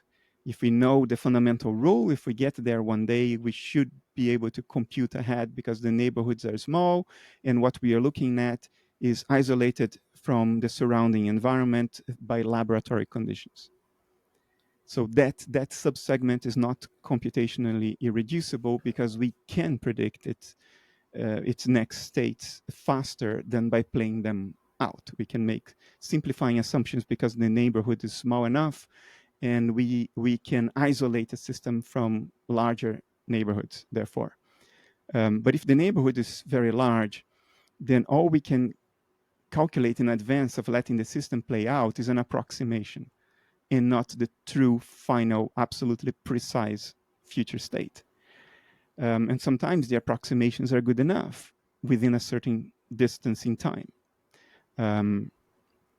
If that's the case, then the universe is fundamentally irreducible, although in practice, subsets of it will look like they are reducible. But notice that all that I just said applies to both sides of my original question. Even if there were no such a thing as meta rules and meta regularities, we can still talk in terms of finding out what the true cellular automata rule is. And it could be that the universe, it's still irreducible. Even if you know the final rule, it's still computationally irreducible. If you want to know anything with absolute precision, the only way to do it is to wait and see what happens, is to let the universe play itself out. And we can only make approximate predictions through our models of the fundamental rules. Now, in practice, we only have models for the meta rules today, for these emergent regularities. But even if we had access to the true cellular automaton rules, I think you'd still have computational irreducibility potentially. So this doesn't make me tend to either side of my original question, if you know what I mean. Mm-hmm.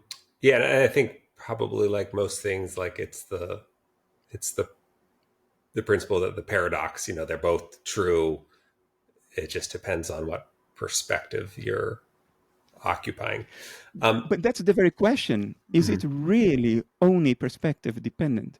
Or is there something objective regarding the emergence of meta-regularities or the non-emergent of meta-regularities, depending on what the fundamental cellular automata rule is? I wish Stephen were here and he could enlighten us, because he has surely thought about this probably 1,000 times over the last 30 years. Yeah. So I can keep going, but I want to be respectful of your time. I don't know. Want to? A couple questions more. Okay. I do need to have dinner. So I guess, I guess to wrap this up, I think with my perspective of like the Ruliad, I think what's helpful for me in viewing, I guess, integrating the Ruliad with consciousness is that I think the Rulial space is best viewed as like the space of all conscious experiences, because that's really, whatever model we have, we really need to build it with like the monad of experience, and that in that sense it's all experience, and who we are as individuals, our perspective is essentially just traversing this Rulial space, iterating from one part of it to the other, viewing occupying one perspective at a certain level of computational reducibility, observing the rest of like the Ruliad, putting it into some experience. So I think space and time I view as, they're basically, like you were saying earlier, they're data management hacks where we've got the Ruliad there.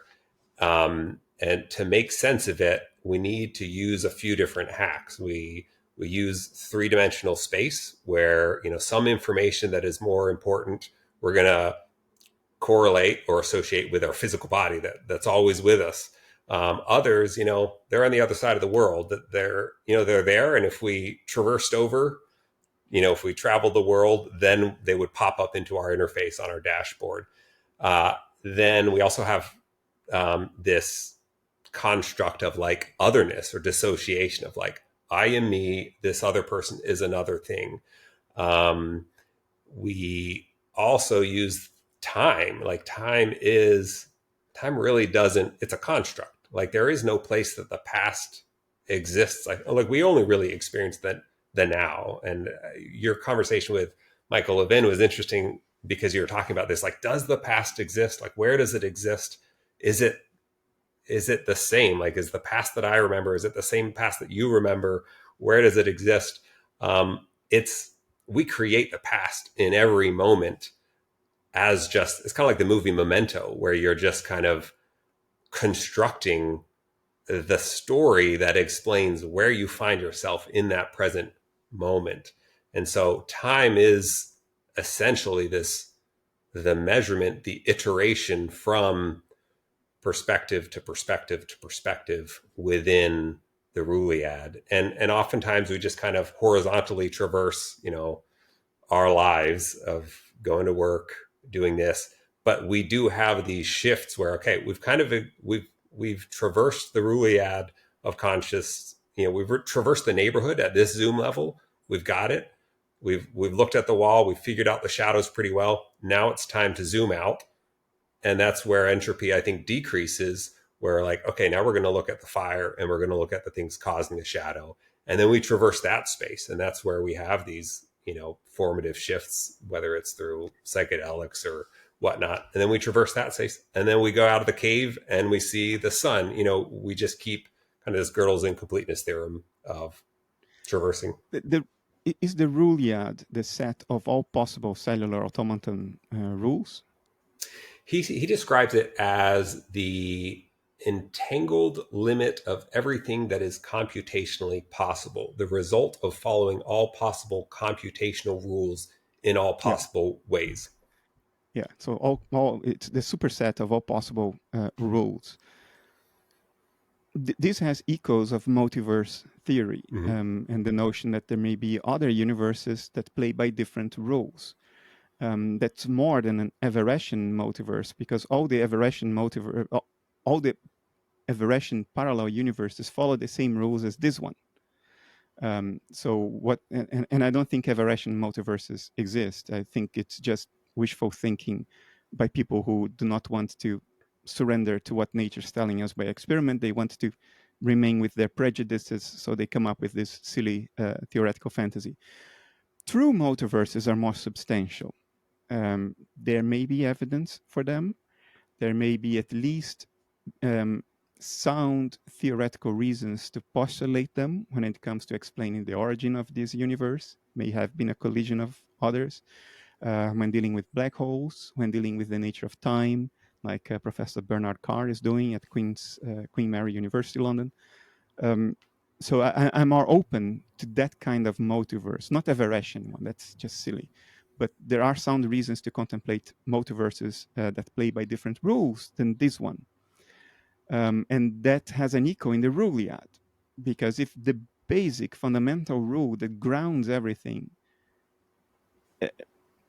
is part of a superset of all possible rules, then we are talking about all possible universes with all possible laws of physics. But I wonder if we really need that to extract the conclusions you are extracting. I tend to think that this universe where we live plays by one set of rules, one rule, if you will, not the entire Ruliad. Why do I say that? because the universe seems to be behaving today more or less the same way it was behaving when I was born. The regularities tend to stay the same. The rules of the game don't seem to be changing. Some parameters may be fluctuating, like the speed of light may be fluctuating. Maybe the gravitational constant has fluctuated. Goodness knows that there may be some good theoretical reasons to postulate that to explain the early stages of the universe, the inflationary period. But the rules in general, other than the constants that the rules use as part of their computation, the rules in general seem to be very stable. Every time I drop an object, it falls down, never falls up. So even if we are not experiencing the Ruliad in life, even if we are only experiencing one fundamental rule, but we can come up with many meta models for that rule because we are condemned to only having a particular perspective on the compound result of the iterative application of that one rule. So we can describe things differently depending on what we are privy to given our perspective. And then you would have a meta Ruliad, if you know what I mean, but not a Ruliad. The meta descriptions at a higher level of abstractions could change depending on perspective. Goodness knows there are very good reasons for that. At the cosmic scale, it's general relativity. At the microscopic scale, it's quantum field theory. So there you go. It's already a very different perspective right there, because the two today are not reconcilable. They contradict one another, even though we know both are true. So how come? What is different? Well, it's perspective, stupid, right? That's the difference. So there are good reasons to think of a meta Ruliad, and I think all of your conclusions would stay valid. But I hesitate to grant that in this universe, all possible rules are being computed, as opposed to only one primordial rule, and maybe another primordial rule in some other part of the multiverse, but not this one. You see what I mean? I don't see enough empirical reason to think that the rules of the game are changing. So I think, and I think this is kind of where my sort of bizarre journey kind of helps me, and that like I spent until I was 37 so like skeptical and materialist, uh and I lived in a certain life that operated according to those rules. And then I went through this, like I said, kind of fits this model of Kundalini awakening, just when I sort of suffered this ego death of everything I identified with, like my job, marriage, all those things shattered. So unlike some people who have like a psychedelic experience and like for a couple hours they experience a different reality and then they come back to it. I had like 6 or 9 months where I was in a different state of consciousness, but I experienced a different reality in the sense that like synchronicities like happen so much more. Some of them I can look back and say like, oh yeah, that was me maybe kind of meaning making, sort of like what people do when they get out of religion of like, oh yeah, I prayed to find my keys. And then some of it that way. Others is like, no, there's like no like logical explanation. So like the rules really did change. And now like it settled back down, and it wasn't always like a constant thing. There were definitely these peak experience bliss moments, whatnot, kind of highs and lows, but there were different rules, physical, um, philosophical, different rules that I lived in. Now I've settled back down somewhere in between. But I'm living a different reality, I'm a different spot in the Ruliad, but I'm at a different computational boundedness. And I think I view this as, from my computer programming background, the universe, it's a recursive algorithm that is just calling itself and calling itself. And we're just kind of exploring it. We explore it at one level of the stack. And then once we figure that out, we can kind of pop up to another level of stack, and it's a different data set.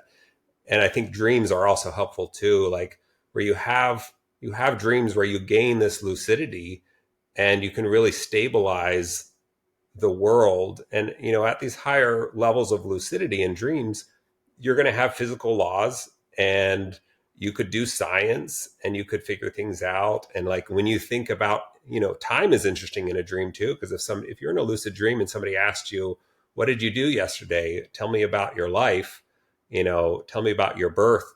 You would have an experience, you would make some meaning, you could potentially recreate, convert the consciousness to a story that equates to time.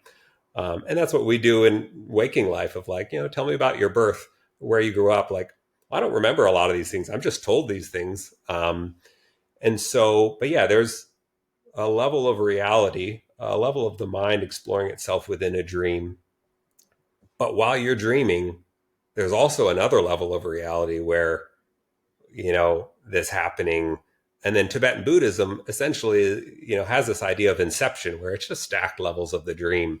Um, and that was my experience during this awakening. Like I went just as the quality shift from like being in a dream and being sure that this is quote unquote real, and then waking up and be like, oh no, this is real. I shifted into what people talk about near death experiences. Like, oh my gosh, like this is real. And like all the past, everything I remembered about myself, it had this hazy sort of dreamlike quality of like, did that really happen? Because this is realer than real. And you shift back to, your normal reality, but you still remember some of those insights. And it points to this kind of fractal layer of like, it's all real. It's just what kind of real is it?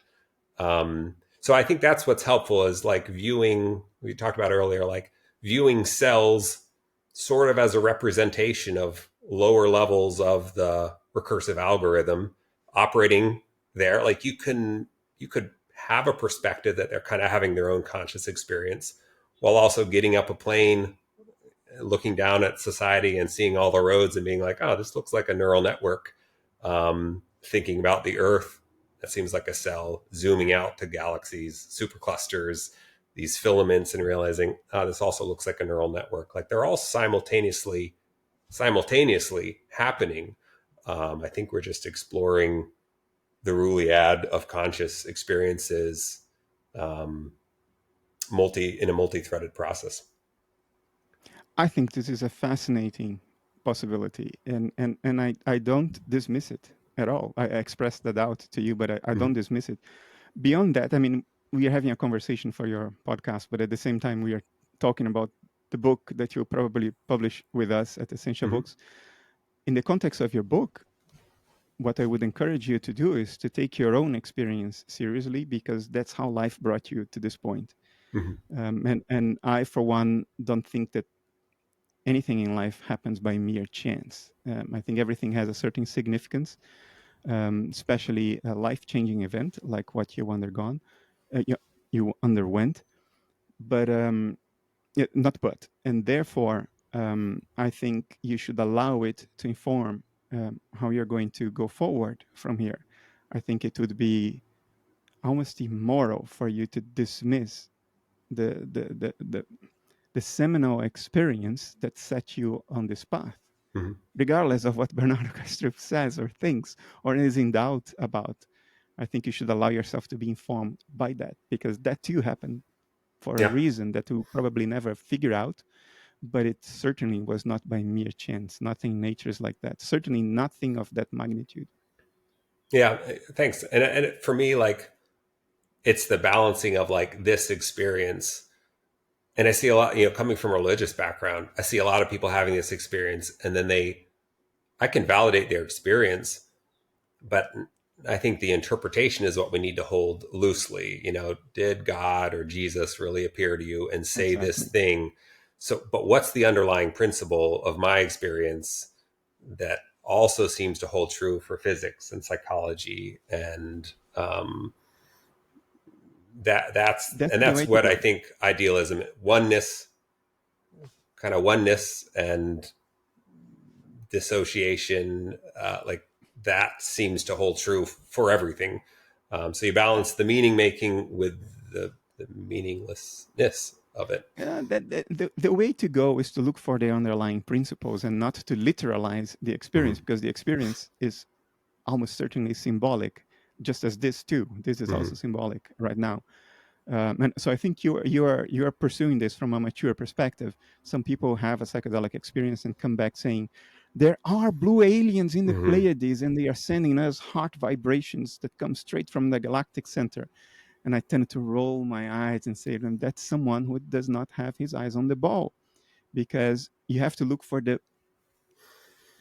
meta pattern, for the meta principle that underlies the symbolism.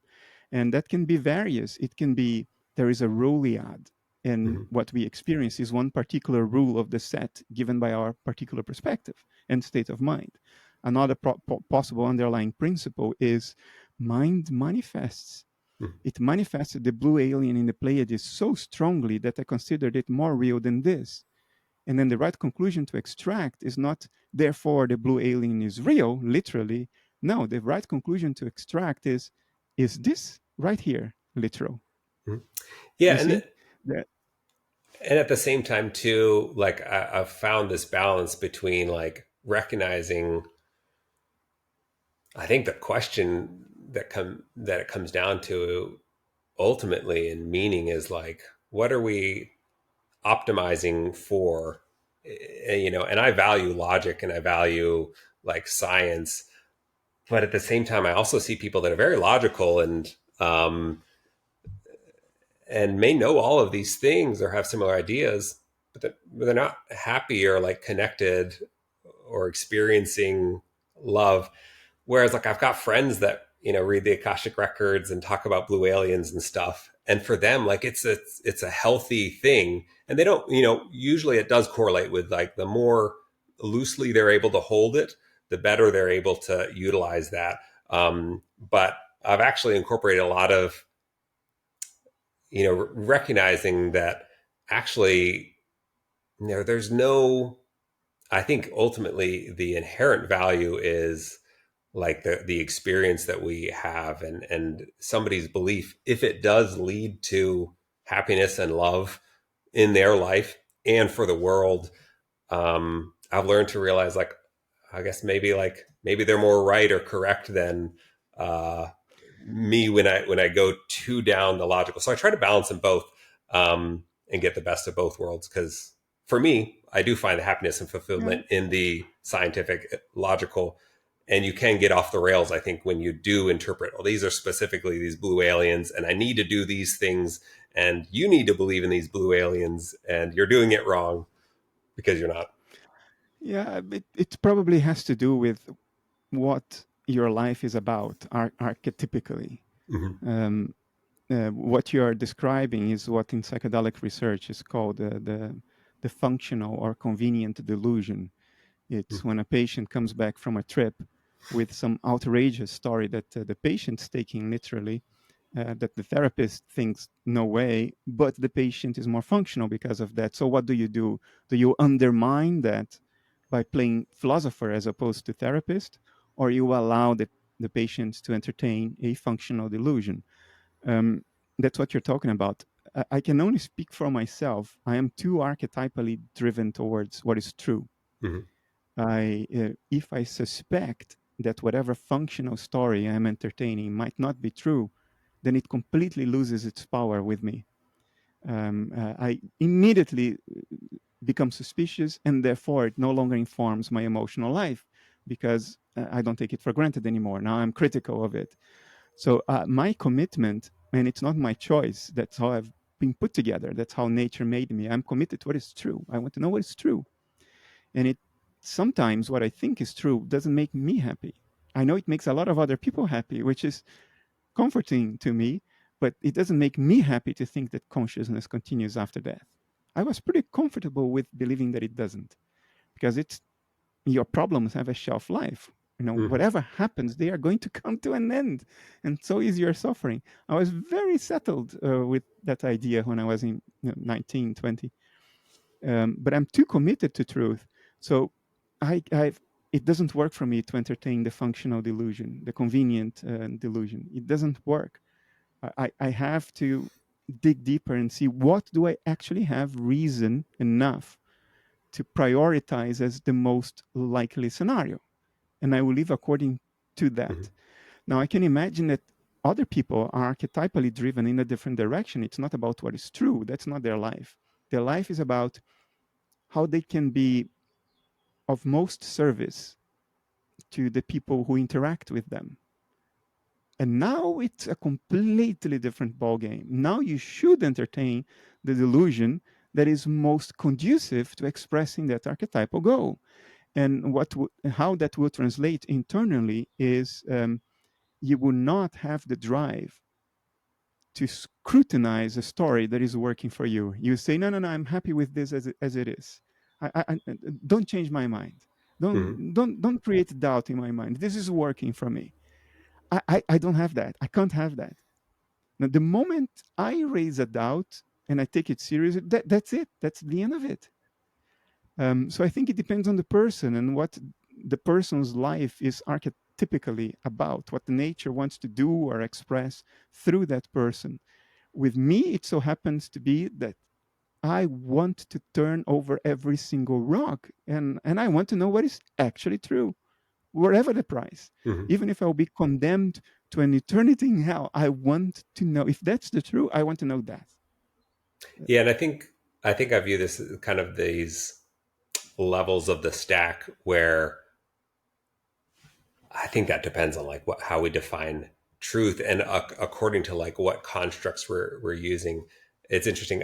My journey did involve, I was into lucid dreaming, and yeah, there's a pretty ungrounded part of my experience where I was doing reality checks. If you're familiar with like how people train themselves to figure out. Oh, yeah, yeah, I heard Yeah. about it. Yeah.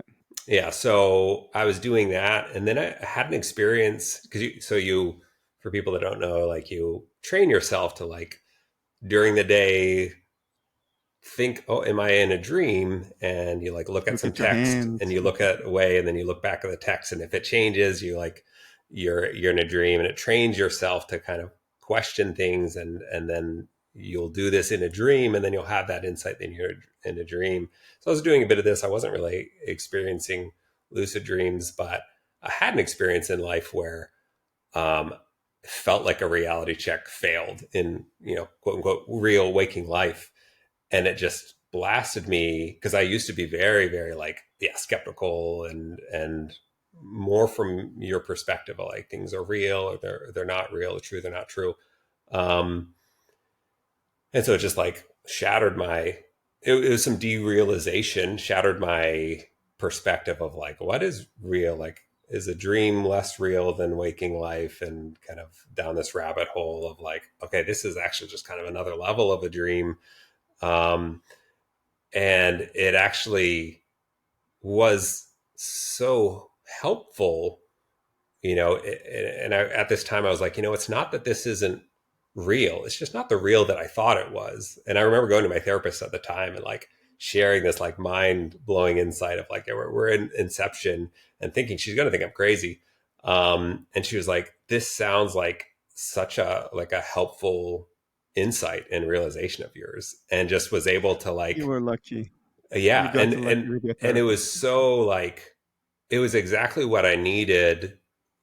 It helped me get through this difficult time of like having this way to kind of dissociate of, okay, this is really stressful, but in some sense it's sort of like a dream, and it's going to be okay. At another level of reality, it's going to be okay. And then I was able to integrate these two paradoxical views into a much more stable, I was gifted with friends, therapists, guides that were really able to hold this, validating my perspective.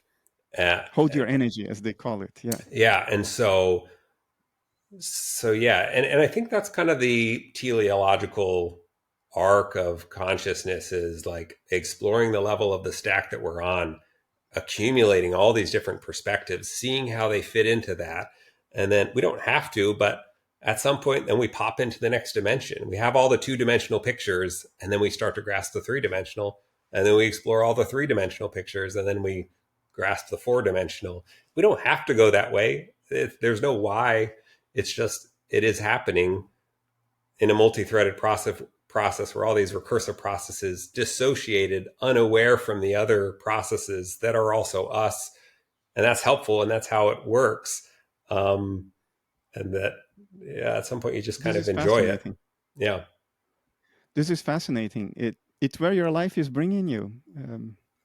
So if I were in your position, I would take it very seriously and explore this as much as you feel driven to do, Yeah. Thank and you. surely write about it. Yeah.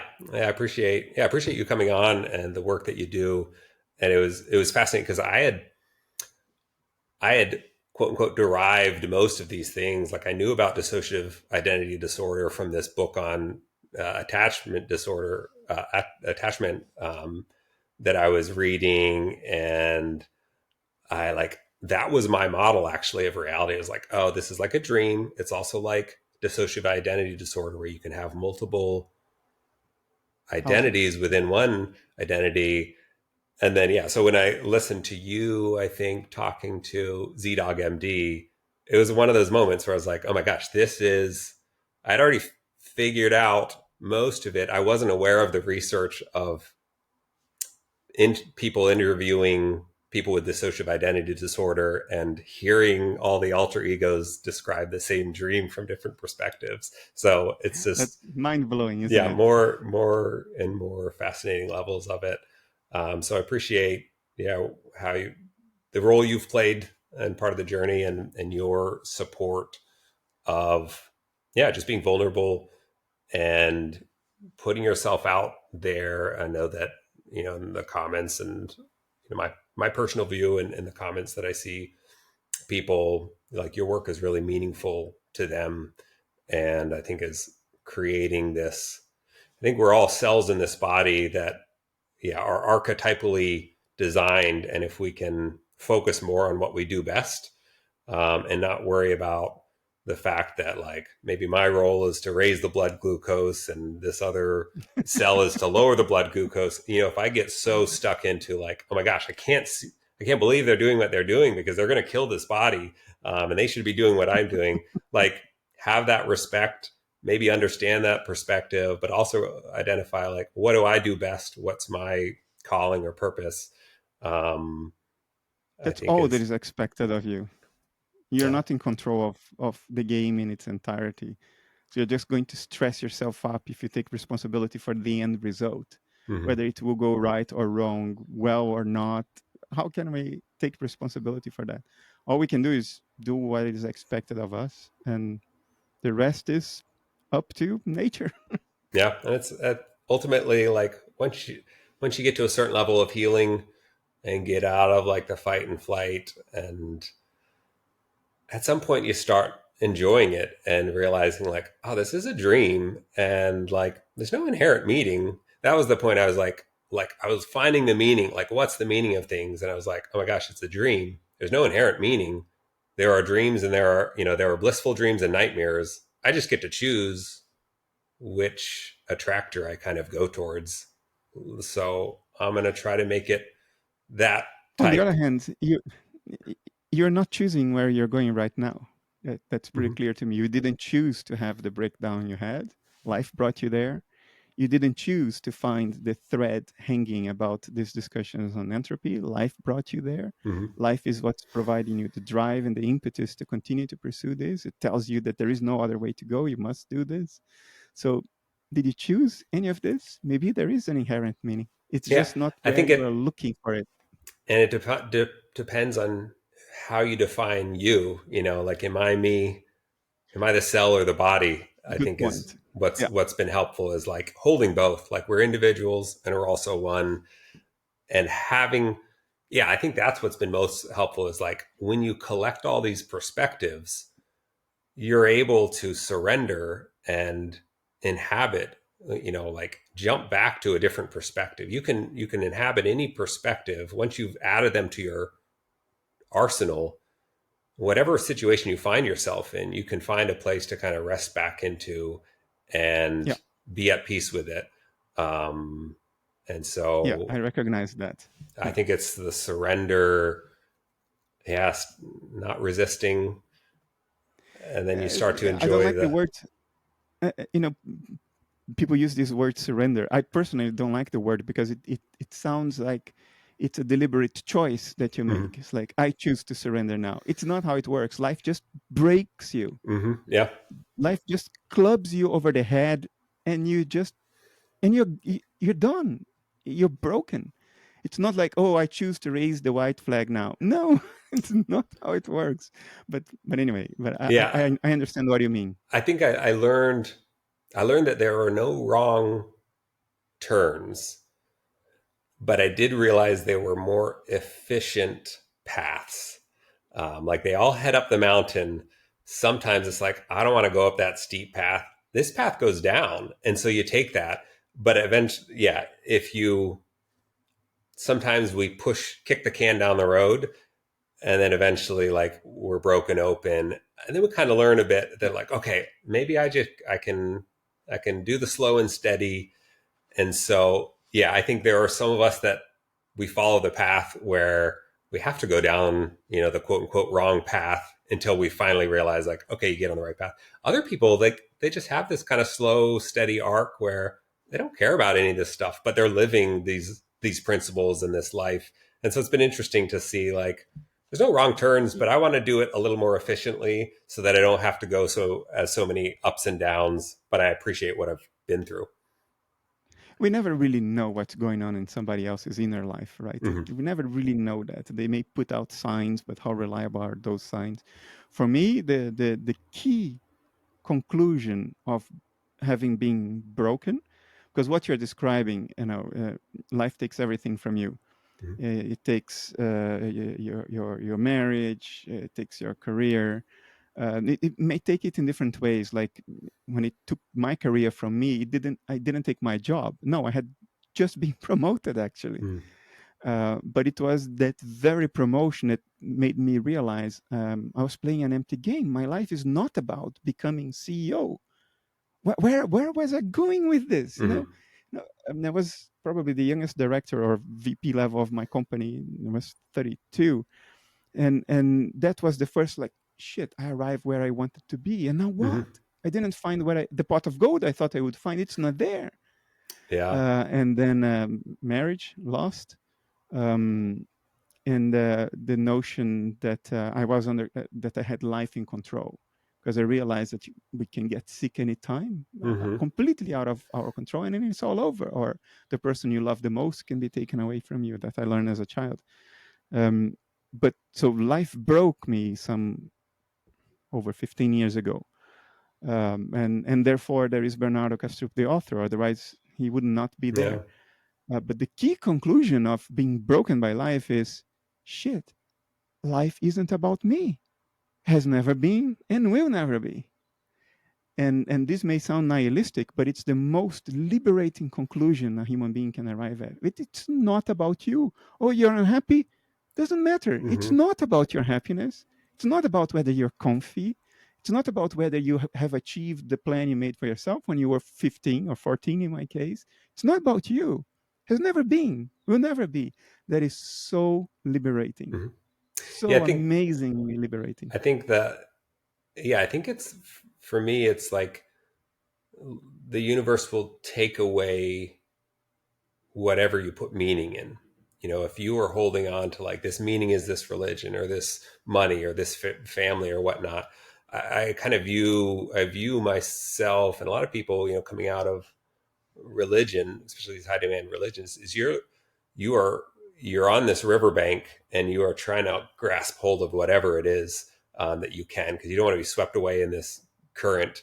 And you will grab like one meaning after another, and like eventually, like when it's your time, there'll be nothing left to grasp onto, and then you'll be Yeah. subsumed by the riverbank, and then you realize like you are the river. And that, for me, like going into nihilism was liberating, because I'm like, oh, I don't have to have my meaning defined by anything like religion or this and that. Like if I can find meaning in humor, in connection, in a whole wide range of things, because they're not anchored in any one thing. Again, you can, whatever scenario you can get into, you're not at the mercy of if the universe takes that away from you. So I think it's, yeah, similar to you, is that like you find Yeah. this liberation in being broken.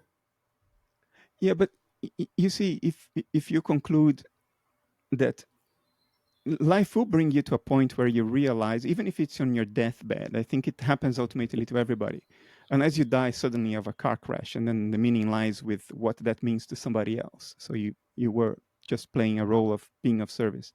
But when you get to that point in life where you realize that all the meanings you made up, all the meanings you projected, the recipes of the culture, the meaning of life is to get married and have kids and grow in your career and live in a house with a white picket fence and 2 dogs and a cat. When you realize that all that stuff doesn't work, it's rubbish. Has nothing to do with nature, has nothing to do with reality, just stories, narratives. Then you have two conclusions you can extract. One is there is no meaning, nihilism. And the other one is there is real meaning. And therefore, everything that I make up is just that, the stuff I made up. It doesn't interfere with the real inherent meaning of life. The stuff I project, made up, and pretend to be meaningful, that's nonsense, because there is a real meaning that doesn't depend on me, doesn't depend on my projections.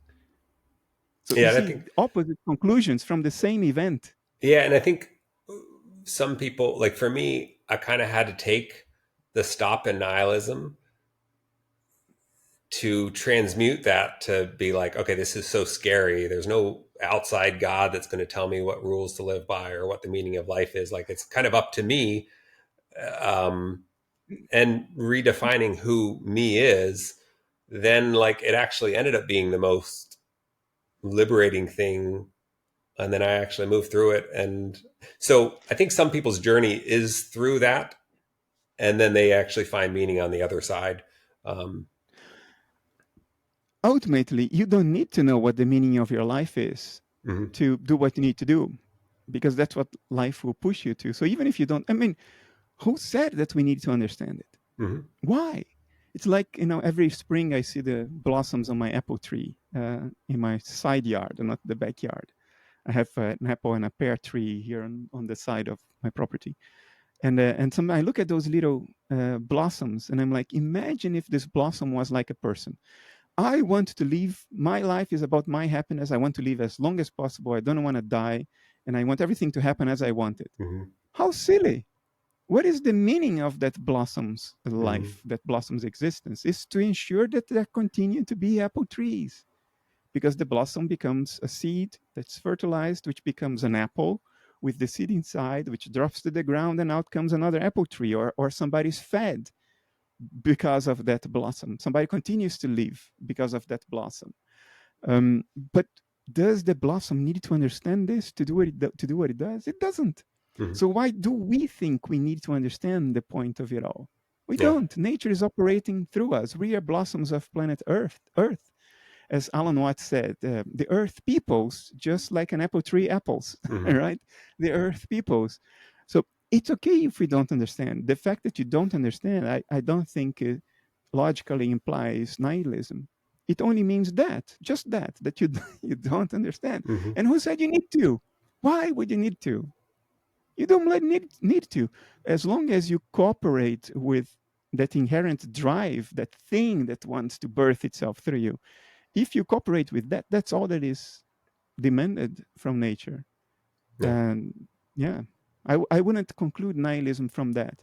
But if your entire conception of meaning is limited to the meaning we make up, and you cannot imagine any form of meaning, any other form of meaning, yeah, then nihilism.